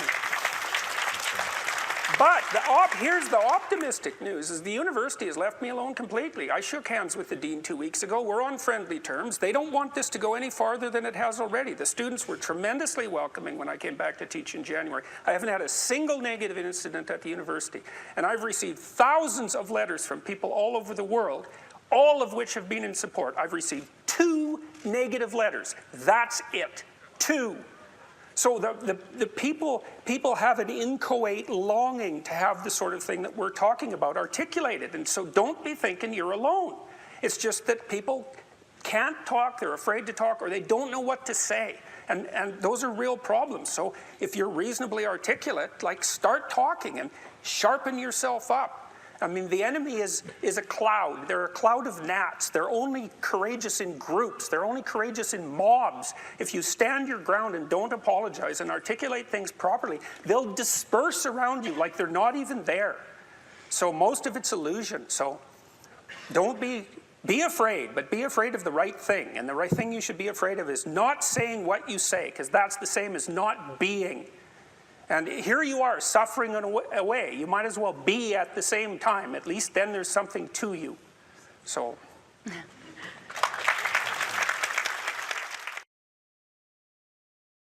You have to be tough as a damn boot to be good, because you have to stand your ground when you need to stand your ground, and you have to be able to say no when it's time to say no, and you have to mean it. And so then you have to think and plan strategically so that when you're going to say no, you can mean it and it will stick. You know, and that takes a certain amount of integrated malevolence, I would say. And once it's integrated, it's not malevolence, it's strength. It's strength of character. It's the ability to stand your ground. And you have to cultivate that. And you cultivate that at least in part by telling the truth. And so you take your place in the world as a decent person and as a decent citizen, and you play the hierarchical game properly. And that is to stand up straight with your shoulders back. It's like the world's an onslaught. You've got the tyranny of culture to deal with. You've got the catastrophe of nature. You've got your own damn malevolence and ignorance, right? All coming at you, plus the incredible, complicated, indeterminate potential of the future. That's all coming at you, and it's all your responsibility. And you can cringe away from it and be afraid of it and be victimized by it and be bitter and cynical about it. And no wonder, because it can be painful. Or you can turn around and you can say, man, bring it on, because there's more to me than there is to the catastrophe. And this is what I discovered from looking at what I looked at. I looked at the darkest things I could look at, really, for 30 years. I was really a lot of fun to be around, I can tell you. I looked at the darkest things that I could think of, right? Not only what happened in Auschwitz and what happened in the Gulag, but personal issues. You know, it's like I wasn't so much interested in the totalitarians as a group. I was interested in the people who undertook the terrible acts that the totalitarians required. You know, the people who, I was just rereading Ordinary Men, and it was a story about a police battalion in Poland that trained ordinary policemen to take naked pregnant women out into the fields and shoot them in the back of the head. It takes a lot of training, by the way, before you can bring yourself to do that. And you aren't the same person by the end of it. It's pretty goddamn horrific. You know, and I was trying to figure out, what would it be like to be that person? Because we are that person. And then what would it be like to not be that person, right? To refuse to do that, to not participate in that. You know, and what I discovered by making that totalitarian proclivity personal was that there's more to us than there is to the horror. As nature is, bent on our destruction, bad as culture is, tyrannical and bloody, back as far as you can look, as malevolent as you are in the darkest part of your heart, and that's plenty malevolent. The possibility that's within you that can well up, the courage and the truth and the ability and the skill and the willingness to set things right, if you are willing to set them right, is more powerful than all of that. And so it's so interesting. It was proof for me of an old saying I read from Carl Jung. It's an alchemical motif, in stir qualinus inventur, which is what you most want to be found will be found where you least want to look, essentially. And it's so interesting because it means that if you're willing to turn around and to stand up, stand up straight, and face the darkness like fully, what you discover at the darkest part is the brightest light. And that's something that's so much worth discovering, because there's going to be terrible darkness in your life. And it's going to make you cynical and bitter. And it could easily be that you're just not looking at it enough. Because if you looked at it enough, and you didn't shy away, and you brought everything you had to bear on it, you'd find that there was more to you than there was to the horror. You know, I watched my father-in-law. I'll end with this. And you know, you don't know, because you're not bringing your A game to the table with all that cynicism and bitterness and resentment and willful blindness and avoidance. Maybe you're playing at 60%. It's not good enough, because there's too much of what's bad for 60% to be good enough. It's like you need 90% or 95% or 100%. When about 15, 20 years ago, my mother-in-law developed frontal temporal dementia, which I wouldn't recommend. You know, it's one of those degenerative neurological diseases like Alzheimer's, and those bloody things are like they're in the top echelon of awful. You know, you watch a person deteriorate before your eyes. It's a lengthy, lengthy death. And it was slow. And her husband, he lived in this little town that I grew up in, about 3,000 people. And he was quite a character, man. Everybody knew him. I bought him a Foghorn Leghorn t-shirt once, because that's kind of what he was like. He was loud and sort of bombastic, but he stood up straight, I can tell you. And he played the fool a little bit, mostly for the amusement of people, but he was no damn fool. And I always admired him and liked him. And the feeling was mutual, thank God, since I married his daughter. And, you know, he drank a lot with his crazy friends up in northern Alberta, and he wasn't at home a lot because he was working a lot. And you know, he was kind of a party animal about town, but a good businessman and a good man. And then his wife got sick, and they moved to another town. And, you know, he took care of her for like 15 years. It was unbelievable as she deteriorated, you know, and she got more desperate to have him around, and her love for him never went away. Even as she lost herself almost completely, she would always light up when he came into the room, you know. And he took care of her right till within weeks of her death. He had to finally put her in an old folks' home because he was no longer strong enough to lift her up from the chair. And we interacted with him a lot, you know, because we were trying to help him figure out how to cope. And we had signs put up in the house, electronic signs that would tell her when he was leaving, so that she would know where he went. And we had recordings in the bathroom so that she knew what to do when she went into the bathroom. And we tried to do everything we could to not make this absolutely bloody, atrocious experience complete hell. And he participated the whole way, you know, and it was really something to see. It was really it left me with a tremendous sense of admiration for him, but not just for him, but for people who can do that. You know, and if there was a new decline, he took it on, and he didn't complain about it, and he tried to do what he could, you know, and like, it was no picnic, don't get me wrong, but it wasn't hell. And then we were all gathered around the deathbed, my wife's mother's deathbed, and the family was there, and they got along pretty well, you know. And her sister's a palliative care nurse, and the other one's a pharmacist, and none of them are particularly afraid of illness and death. You know, they're a pretty tough group. And so, you know, they made sure their mother's lips were wet while she was no longer eating or drinking, and tried to make her comfortable. And they were around the deathbed, and they were kind of getting along, you know. It wasn't Family Feud at mother's death time, and that was kind of nice. And she died, and that was that. But it wasn't just that, because the fact that the family had coped with it well and nobly and honorably, I would say, brought them together.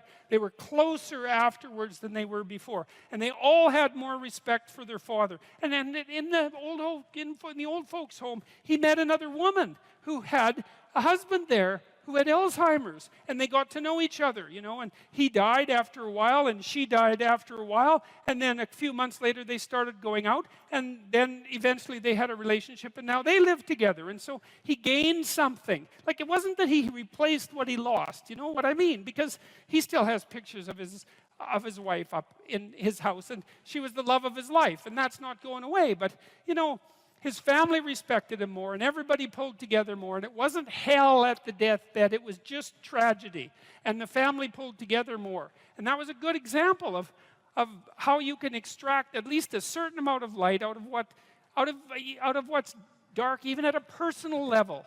And it's worth asking yourself. It's like, drop what you're doing that's foolish, that you know is foolish, and pick an aim that's worthwhile, you know, to make things better for yourself, like you're worth taking care of, like you're worth something, you know, and to surround yourself with people who believe the same, and who are rejoicing in your accomplishments and unhappy when you fail, right? And you're comparing yourself to your accomplishments of yesterday and not to someone else's today, so that you're not jealous and bitter. And you put your own house in order so that you're not cursing the world when some of its disarray might be your fault. And you're trying to pursue something meaningful, and you're doing your best to tell the truth, and all of that. And then you see what happens.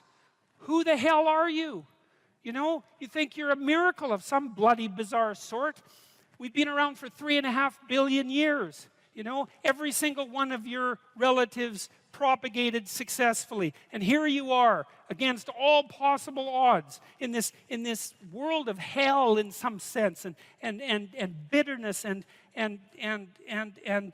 tyranny and malevolence. And yet, God only knows what's inside you, this capacity for consciousness, the capacity to confront potential and to turn it into something good. That's us, man. That's the Western story. That's the individual as the cornerstone of the state. That's our responsibility, and it really is who we are. The empirical viewpoint is, in some sense, that what you know as a consequence of sense data. And the problem with that proposition is that there is mystery embedded inside the axiomatic presupposition of sense data.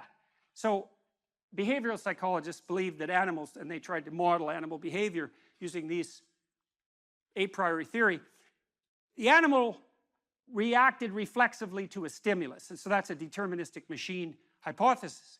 And that always bothered me, partly because animals don't do that. So for example, if you train a rat to run down a maze, it'll learn how to run down the maze.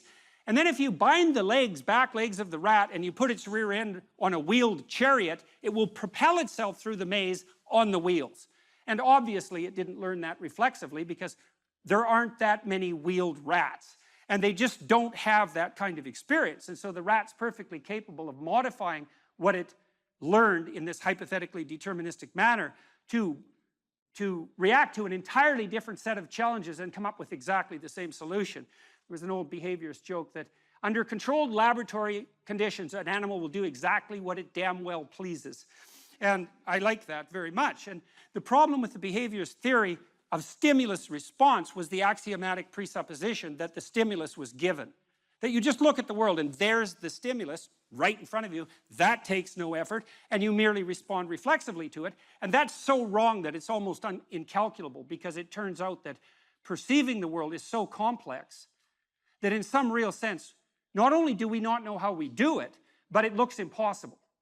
And part of the reason that it's impossible, and this is again why empiricism is an incomplete theoretical account of the genesis of knowledge, is that there are literally, or close enough to literally, an infinite number of ways to look at anything. And that's because everything is not only complex in and of itself, at the microcosmic level, almost beyond imagination, but that everything is also situated in a context, which is actually a determining element of the nature of the thing, and the context, expanded enough, actually takes everything into account. And so that makes perception a very weird phenomenon. For another reason, I was always amused, for example, when I traveled with my family when I was young, on our summer vacations, we used to do things like get out and look at the border between Canada and the United States. And that's a very weird thing to do, because you can actually do it, and you can step across it, and people treat that as if it's magic in some sense, because part of us knows that that border is not there, right? It's not a part of the objective world, and yet it is, because there you are standing beside it. And then if you look at aerial views, you can see the farmers' fields end exactly where the border is. And so things like borders between countries inhabit this weird space between the objective and the subjective that's a magic space. And it actually turns out that almost everything we perceive has that degree of magicality about it.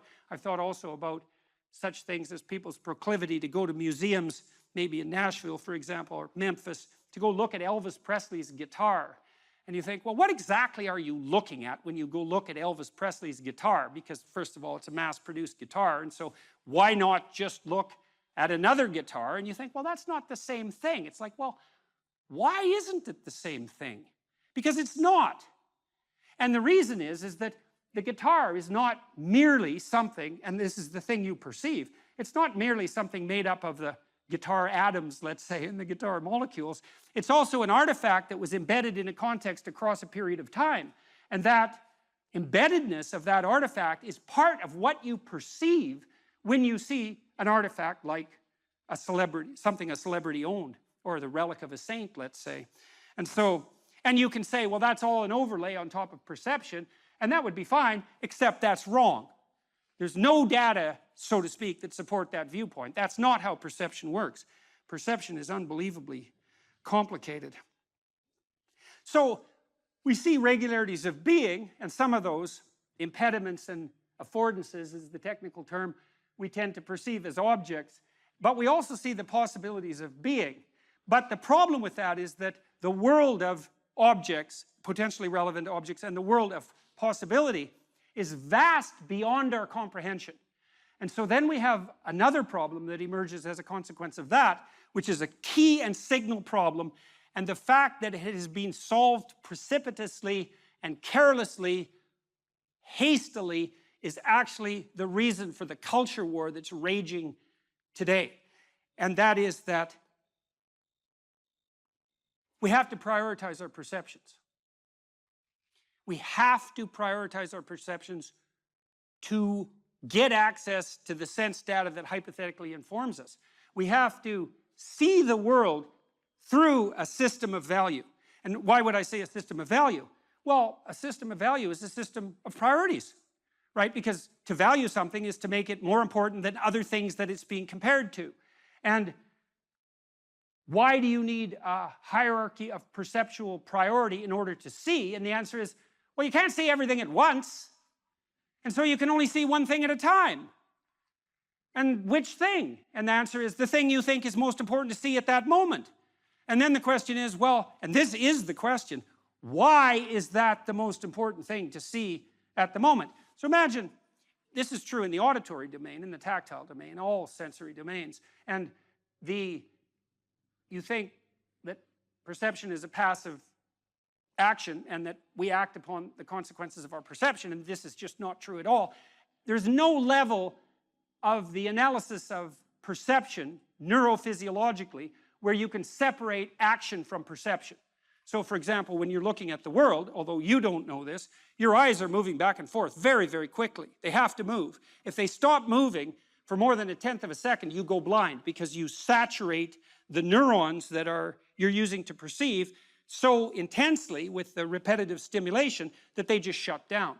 And so at a micro level, your eyes are vibrating like mad, and then there are saccades above that are still unconscious, that are less rapid and wider, and then voluntarily, you have voluntary eye fields in the frontal cortex, you move your eyes voluntarily to point to what you want to see, and you do that because the center part of your vision is exceptionally high resolution. Each center vision foveal neuron is connected directly to 10,000 neurons in the primary visual cortex, and then each of those 10,000 is connected to another 10,000. It's very expensive neurophysiological real estate, and if all of your vision was as intensely high resolution as your fovea, which is a very small part of your retina, you'd have to have a brain like an alien. They use power to exploit those who are weak. That explains all economic relationships. You can apply the same lens to history. History is nothing but the power struggle between different claims to power. That is absolutely what people are being taught in our institutes of higher education. And it's unlikely that there's a doctrine that's more corrosive in relationship to the actual spirit upon which your country and the free West in general was founded. Those are antithetical stories. Well, what's the alternative story? Well, let's lay some out. Here's another story. Do what you want will be the totality of the law. That's a somewhat mangled quotation from Aleister Crowley, who was a Satanist in the late part of the 1800s. He was like a disciple of the Marquis de Sade. He was one of these people who believed, as you can believe rationally, that why the hell shouldn't I do just exactly what I want whenever I want to whoever I want, regardless of, well, let's say the cost to them. What's the rational argument against that? What if I have power and I won't get caught, for example? If I just get away with what? The untrammeled expression of my most primordial desires. Why not let that be the story? One whim after another.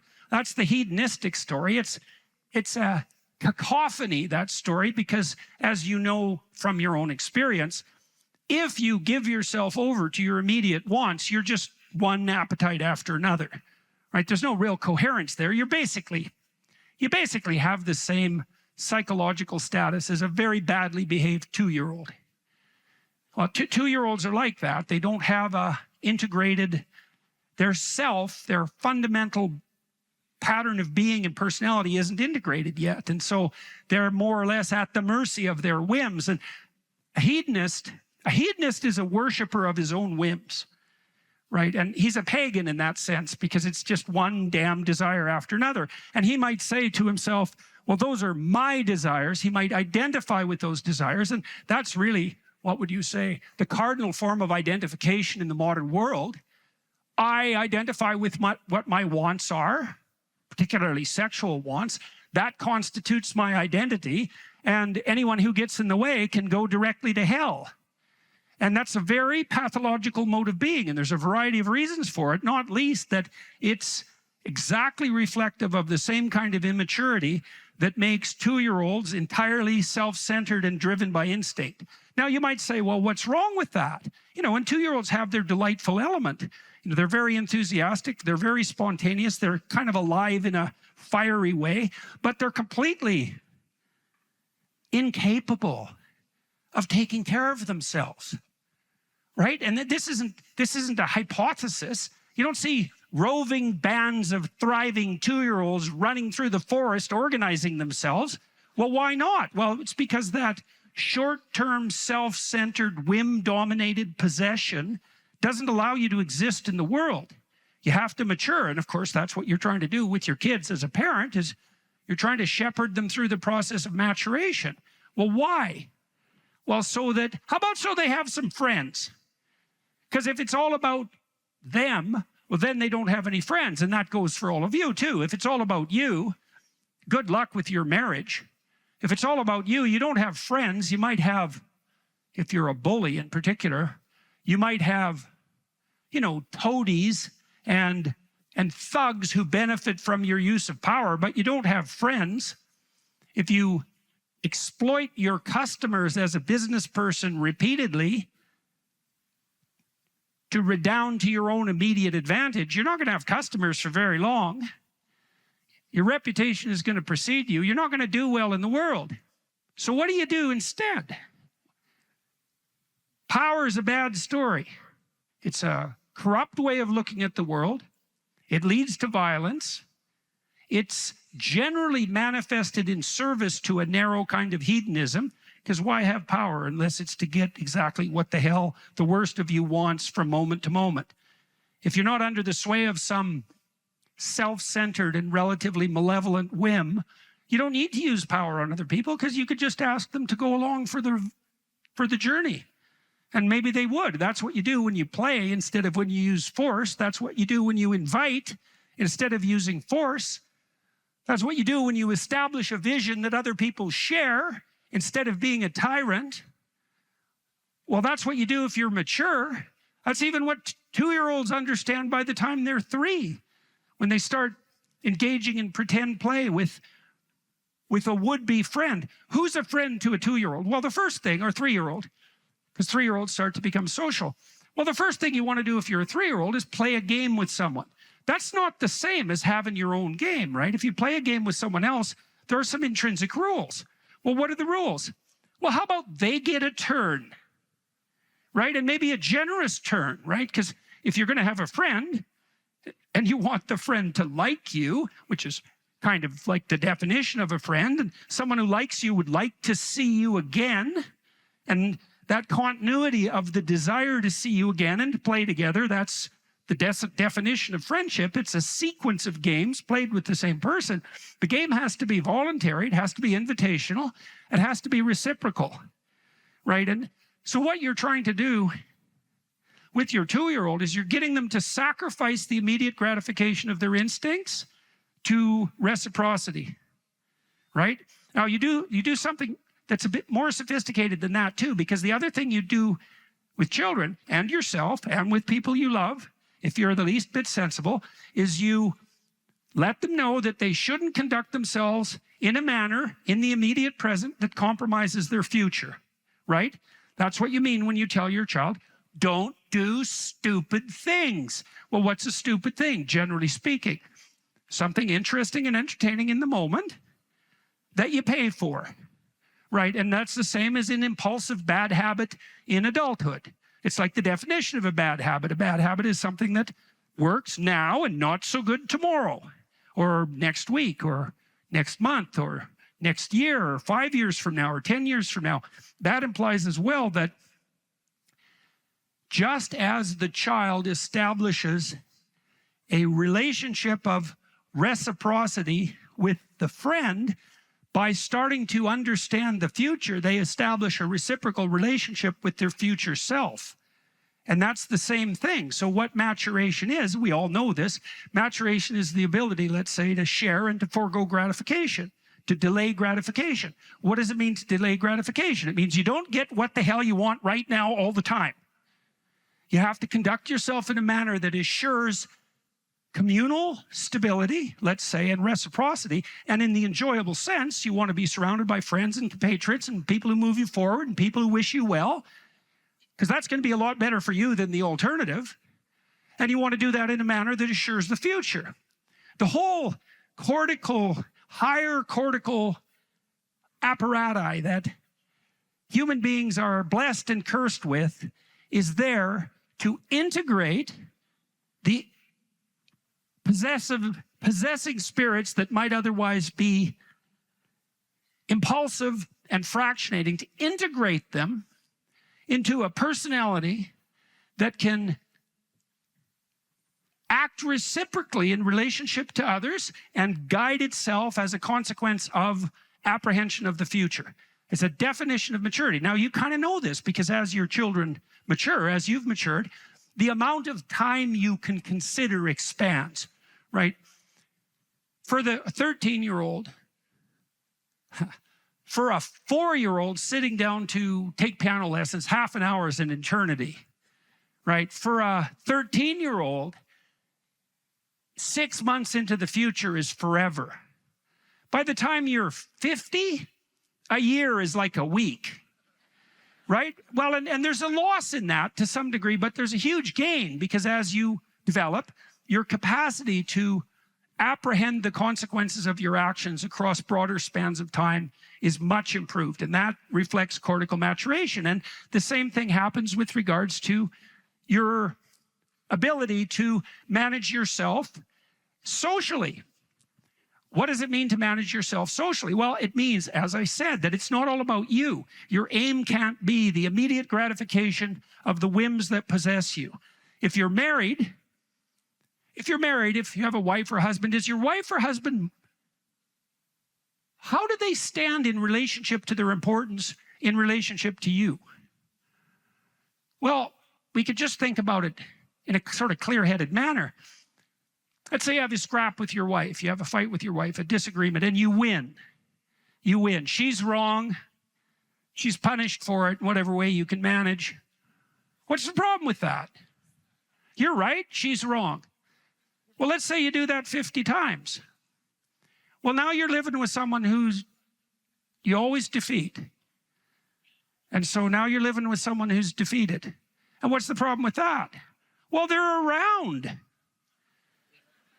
Right, and so maybe that's the problem with attaining a manipulated victory over your marital partner. Fine if it's a one-off, but you know they're there when you wake up in the morning. And so is the consequence of your, what? Self-centered, power-based maneuvering? Right, and maybe you're a victorious tyrant and she's a defeated slave. Well, that's not much of a victory there, buddy. Right, and the same applies to any reciprocal social relationship. You know, if you have any sense, if you think it through, you want to build up the people that are around you. Well, why? Well, because they're around you. And so if you made generous offerings to the social world and you improved the nexus of relationships that you were involved in, why wouldn't that be good for you? Now, you might think, well, there's only so much to go around, and if everyone else wins, I lose. But that's another story, and it's the story of power. And it's a very bad story, and it's not true. Because the truth of the matter is that there's more than enough for everyone to do, and your victory doesn't have to ever come at the cost of someone else's defeat. I shouldn't say ever. I mean, there are times when, you know, people are head-to-head, and the game that's being played isn't fair, and it's your victory or your defeat. But those are very pathological and unnecessary circumstances, and it would be better to do everything you can to ever avoid being in a situation like that. Situations like that arise when your relationships have deteriorated radically. I called the course Personality and Its Transformations, and I think you could think about that as a restatement of the idea of being and becoming. And that's what you are. You're, for whatever that means, you're an entity that both is and is transforming. And there's a rule that goes along with that, by the way, which is don't sacrifice who you could be for who you are. Which means if you have to choose to transform in a positive direction or maintain your current position, then it's better to transform in a positive direction. So you might even think of that as the core of your being. That's a Piagetian idea. It's a Jungian idea as well. Who are you? You're the thing that transforms who you are. Now, you're also who you are, but on top of that, you're the thing that transforms who you are. And I do think that that's not an arbitrary statement. You know, one of the things that modern universities do dreadfully now is convince their students that value structures are relative, and that's a big mistake. there's a lot of things wrong with that idea, and one of the things that's wrong with that idea is that doesn't include what I just mentioned, which is that's a good moral rule, is you are the thing that is and you're the thing that becomes, and you should put the thing that becomes at a higher place than the thing that is. That means you also have to allow yourself to shake off those things about you that you might be pathologically attached to, habits and people for that matter, ways of thinking, all of those things. You have to allow yourself to shake those off, and that's more like a burning. That's why the phoenix is the symbol that it is, right? It's old and it deteriorates, it bursts into flame, and then it's reborn. It's like, well, do you want to be reborn? It's like, well, that's not the question. The question is, do you want to burst into flame? And the answer to that generally is no, but that's the wrong answer. The right answer is you let all that nonsense burn away. And you know, and you might say, well, I don't know what I should leave behind, and the answer to that is that's a lie. You know some of the things that you should leave behind.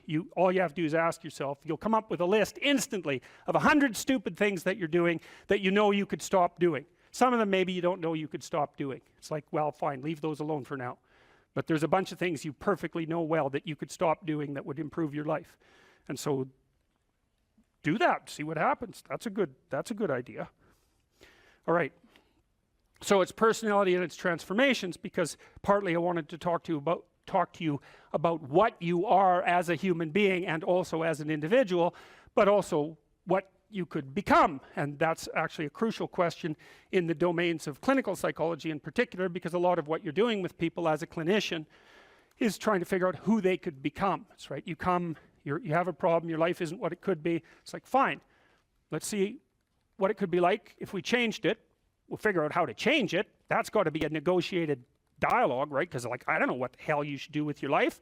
I can help you figure it out, maybe we can talk about it, but you are the person who has to decide if the things that you're aiming for, you know, get you out of bed in the morning, because that's at least one of the crucial issues. So you got to specify the goal, and then you got to specify the transformation processes and start practicing them.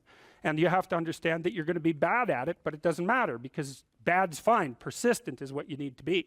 If you persist with tiny improvements, if you persist, you win. So okay, so in a broader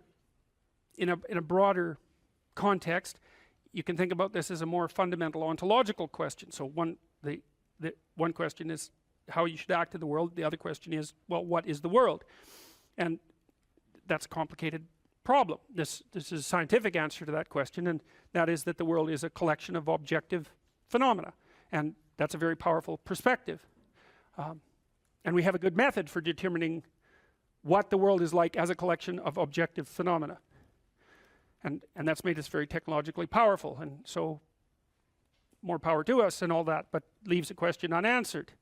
And the question is, well, the world isn't just a place of objective phenomena, because it's not a panoply of inert matter. It has living conscious creatures in it, and they're a different order of being.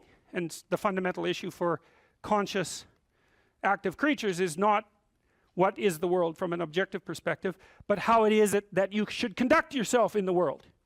And there's a kind of unbridgeable gap between those two domains of inquiry. And I think the reason for that is that the scientific method removes value from its descriptions. That's actually what it does. And so once you're left with value-free descriptions, it's very difficult to extract out a value proposition from them, because that's the scientific method removes the value propositions. You're supposed to be left with only that which is objective, right? And the value propositions are in the domain of the subjective. So I think the idea that you can derive what you should be or do from a collection of facts is flawed, A, because the collecting the facts themselves gets rid of the value structure, but B, there's an infinite number of facts, and so how are you going to pick which ones should guide you? You can't. You have to do something else. The facts do not tell you what to do with the facts. You need something else to help you figure that out. Well, it's come to me over the years that that's what the narrative cognitive framework does. It's the framework that we use to specify how we should act in the world. And so you could divide the world into the world as it is and the world as perhaps it should be. That gives you some direction, and you need that, and we know this technically, right? You need direction. The reason for that is it's direction that produces primary positive emotion. And so if you need positive emotion to move through life, which you do, because you can't even move without positive emotion, and also positive emotion is a good bulwark against terror and pain. If you need those things, then you need direction, you need a goal, you need a value structure. So that doesn't seem particularly disputable to me. You could still say, well, what value structure? It's like, okay, fine, that's a good question. But I've thought a lot about that too. So if we're going to adopt a value structure, there's a couple of rules that go along with it. And this is why the bloody postmodernists are wrong, as far as I can tell, is A, it can't just be my value structure, because I'm stuck with you. And we're both stuck with all these other people. And so if I'm going to lay out a value structure, which is a way of interpreting the world, let's say, and there's an infinite number of potential ways of interpreting the world, it's like, yeah, fine, no problem, except that I have to interpret the world in a way that I can use while I'm dealing with you, and while the two of us are dealing with everyone else, and while all of you are dealing with everyone else. And so that's the Piagetian game proposition. If you want to be a popular kid on the playground, you better play games that other people want to play. That's a brilliant observation. And I told you that Piaget was trying to heal the rift between science and religion, and that's one of the things that he did that he thought helped do that. So the question is, well, where do moral judgments come from? Well, they emerge as a consequence of consensus, and it's a bounded domain. If we're going to occupy the same space for any length of time, and those are two critical propositions, the same space and a long time, then we have to figure out how to play an iterative game that doesn't spiral downward, hopefully that might even improve, that we both don't object to, because otherwise it's not going to work, right? You'll walk away and play another game, or the game will disintegrate catastrophically. So there's massive social constraint on what constitutes an appropriate frame of reference. So much for the relativist argument. And then there's another issue that's equally relevant, and it's associated with the idea of objective reality to some degree. But that's not exactly correct, because it's not exactly objective reality. Let's say that you and I decide to occupy the same place for some substantial amount of time, and we figured out how to solve the problem of being together. But you and I still have to figure out how to solve the problem of being together in a manner that doesn't make the world object too much. And it isn't just other people, although that's a huge part of the world. You want them to not object. You may even want them to support you. That would even be better. But you also have to deal with the tendency of matter to object. Because so your mode of being in the world, your interpretive framework, as a description of how you should act, is actually the laying out of a strategy that will produce the ends that it predicts, which are the things that you want. So this is the pragmatist perspective. This was worked out by William James and his people back in the late 1800s in New England, the only genuine brand of American philosophy. And what the pragmatist said is, how do you decide if something's true? The answer is, how the hell can you? You don't know anything. Well, that's true, but that isn't helpful, because there you're stuck with the problem of how to be in the world. Well, so what you do is you lay out a mode of interpretation that has an endpoint. And then you run the mode of interpretation, embodied, right, because you act it out. And if it doesn't produce the outcome, then it's not, well, let's say, true.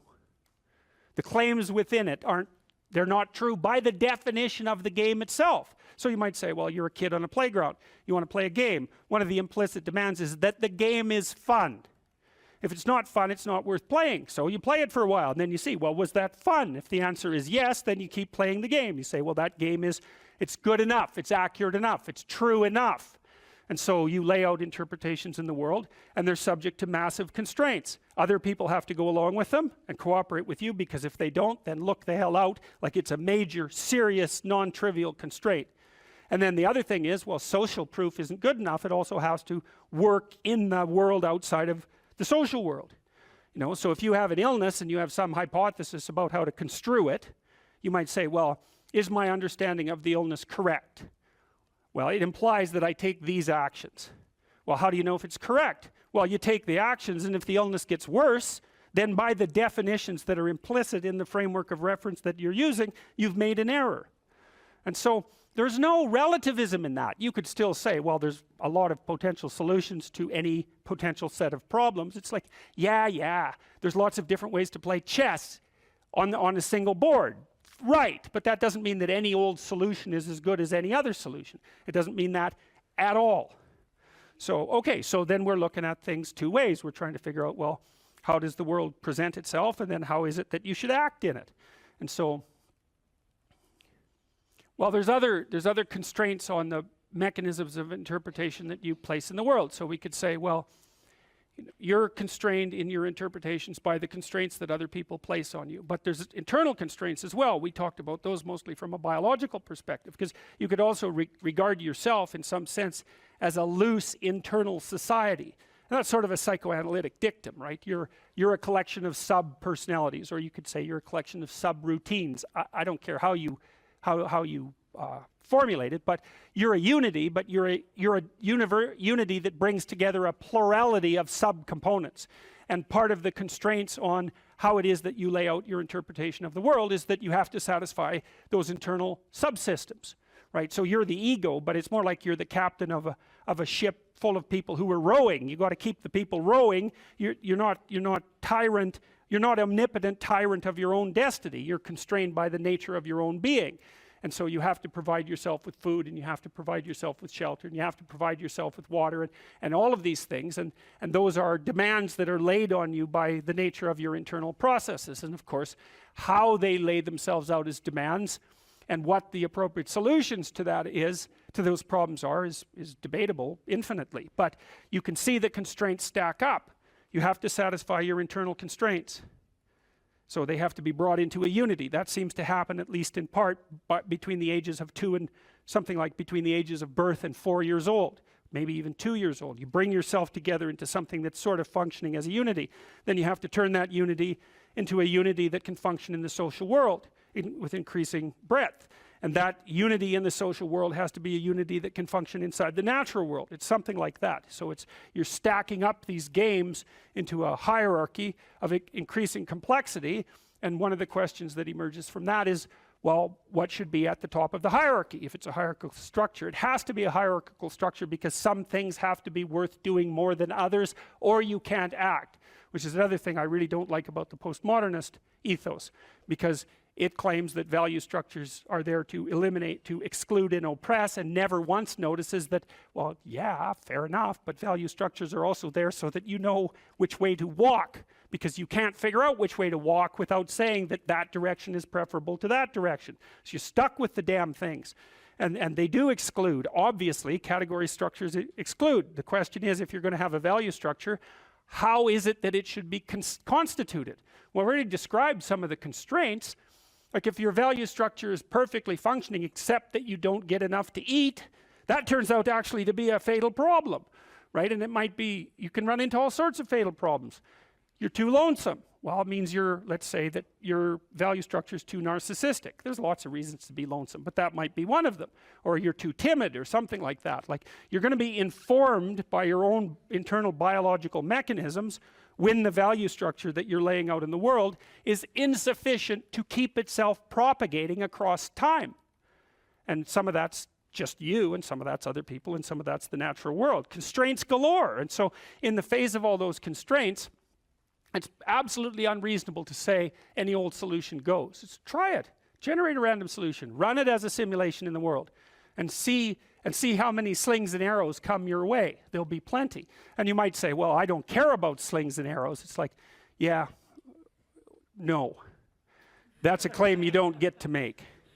So, okay, so you're being informed internally as to the nature of your value structure. You have to specify where you are. You have to specify where you're going. You have to integrate all your underlying biological mechanisms into that schema. It's something I think that's actually kind of weak about the Piagetian ideas, because Piaget, I'm a great fan of Piaget, but Piaget tended to think that the child came into the world with nothing but a set of reflexes. I mean, that's his technical claim, and that you bootstrap off those reflexes, and I think it underestimates the degree to which the child comes into the world as an already prepared unit.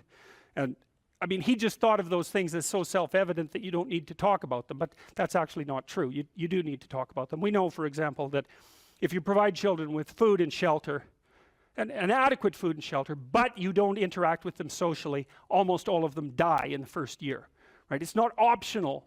Touch is not optional for children. Attention is not optional for children. Play is not optional for children. So it isn't just like, well, the child comes into the world with a set of reflexes and can adapt to any old environment. It's like, no, the environment has to be structured in a certain way or the child will die. And it's very interesting when it comes to things like play and touch, because you wouldn't think of those as fundamental necessities, right? But it turns out that they are.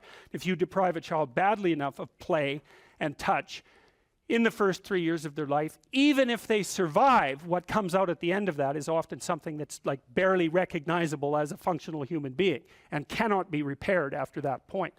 And that experiment was done with Romanian orphans back in the 90s. So it was an ugly situation, to say the least. Okay, so now you take these underlying biological systems and maybe they aggregate themselves into something that vaguely looks like your temperament, your 5 temperamental dimensions. So maybe if you're an extrovert, you're dominated by the dopaminergic system, just like you are if you're high in openness. And if you're high in neuroticism, it's mostly that you're dominated by anxiety systems and systems that mediate emotional pain. And if you're agreeable, you're dominated by the function of the underlying maternal/care affiliation systems. But so you could say, well, you've got a multitude of fundamental biological predispositions that manifest themselves as implicit stories, something like that, and they organize themselves into the primary temperaments, and the primary temperaments are biasing factors that determine in part the nature of the interpretive structure that you're going to lay out in the world. It's not entirely determined by your temperament. We know that personality is only predicting, something like, let's say, 10% of the variance in most complex social outcomes. And the other elements are, well, temperamental as you might be, you still have to get along with other people and the world. So you come in with these internal biases, but they still have to be modified extensively by your social and your natural surround. Okay, and then you develop your routines from the bottom up, as Piaget pointed out, and sometimes from the top down, because now and then you can think yourself into a radical transformation. But mostly what you're doing is building the micro units of your interpretive schemas and your behaviors and aggregating them into higher order structures that you can then tag with higher order abstractions. And we talked about that. You can't tell a 3-year-old to clean up his room. And the reason for that is those are empty boxes as far as the kid's concerned. Clean? He might have room, he might have that. Clean he doesn't have. He might have pick up the teddy bear and put it in that space, right? So that's one of these little micro routines. And maybe you say, you put 20 of those micro routines together and now you can say, clean up your room. And basically what you're saying is, implement the 10 micro routines that you've learned. And so a well-functioning personality has all the micro routines in place. That's actually something that you help people with if you're a behavioral therapist, because one of the things you assume if you're a behavioral therapist is that sometimes the reason people aren't doing things is because they don't know how. Sometimes maybe the person's depressed but potentially high functioning. They got all the damn micro routines. They're well socialized. They're just dormant. You got to get them awake again and implementing them. But sometimes you get someone in your practice, say, who's just been neglected like you cannot believe, right? The parents never paid any attention to them, or maybe just punished them every time they did something good. That's really fun. And then, they didn't make friends, and so they're really, really vague and poorly articulated. And so then what you do is you work at the bottom of the micro routines and get them to practice building up all these little attributes that they didn't build up. And one of the things you can think about in terms of character development is, so now maybe you understand something about your own personality. You might say, well, what could you do to improve your personality? And the answer is, develop some of the micro routines on the other side of the personality distribution. So if you're disagreeable as hell, maybe you could start learning how to do nice things for people. And that actually works, by the way. So if you take disagreeable people who are depressed and you get them doing nice things for other people, their depression tends to lift. But then by the same token, if you're agreeable, then you should practice doing some things for yourself and being more tough-minded in your negotiations. And so you can sort of place yourself on the personality trait distribution. You're extroverted. It's like, okay, man, learn to spend some time with yourself, right? You're low in openness. Well, try reading a book that's outside of your sphere of interest now and then. If you're conscientious, well, you should probably learn how to relax occasionally, and so forth. So I think partly what you're doing as you're developing your personality is not moving the mean much, the average, where you're located, but you're extending the standard deviation so that you're a bigger bag of tricks than you were before. And I think you can practice that consciously. It's like, you're hyper orderly. It's, well, get a dog. you know. Dogs are messy, horrible things, you know. It's just what you need if you're hyper orderly, because they're going to leave hair everywhere and force you to live with it.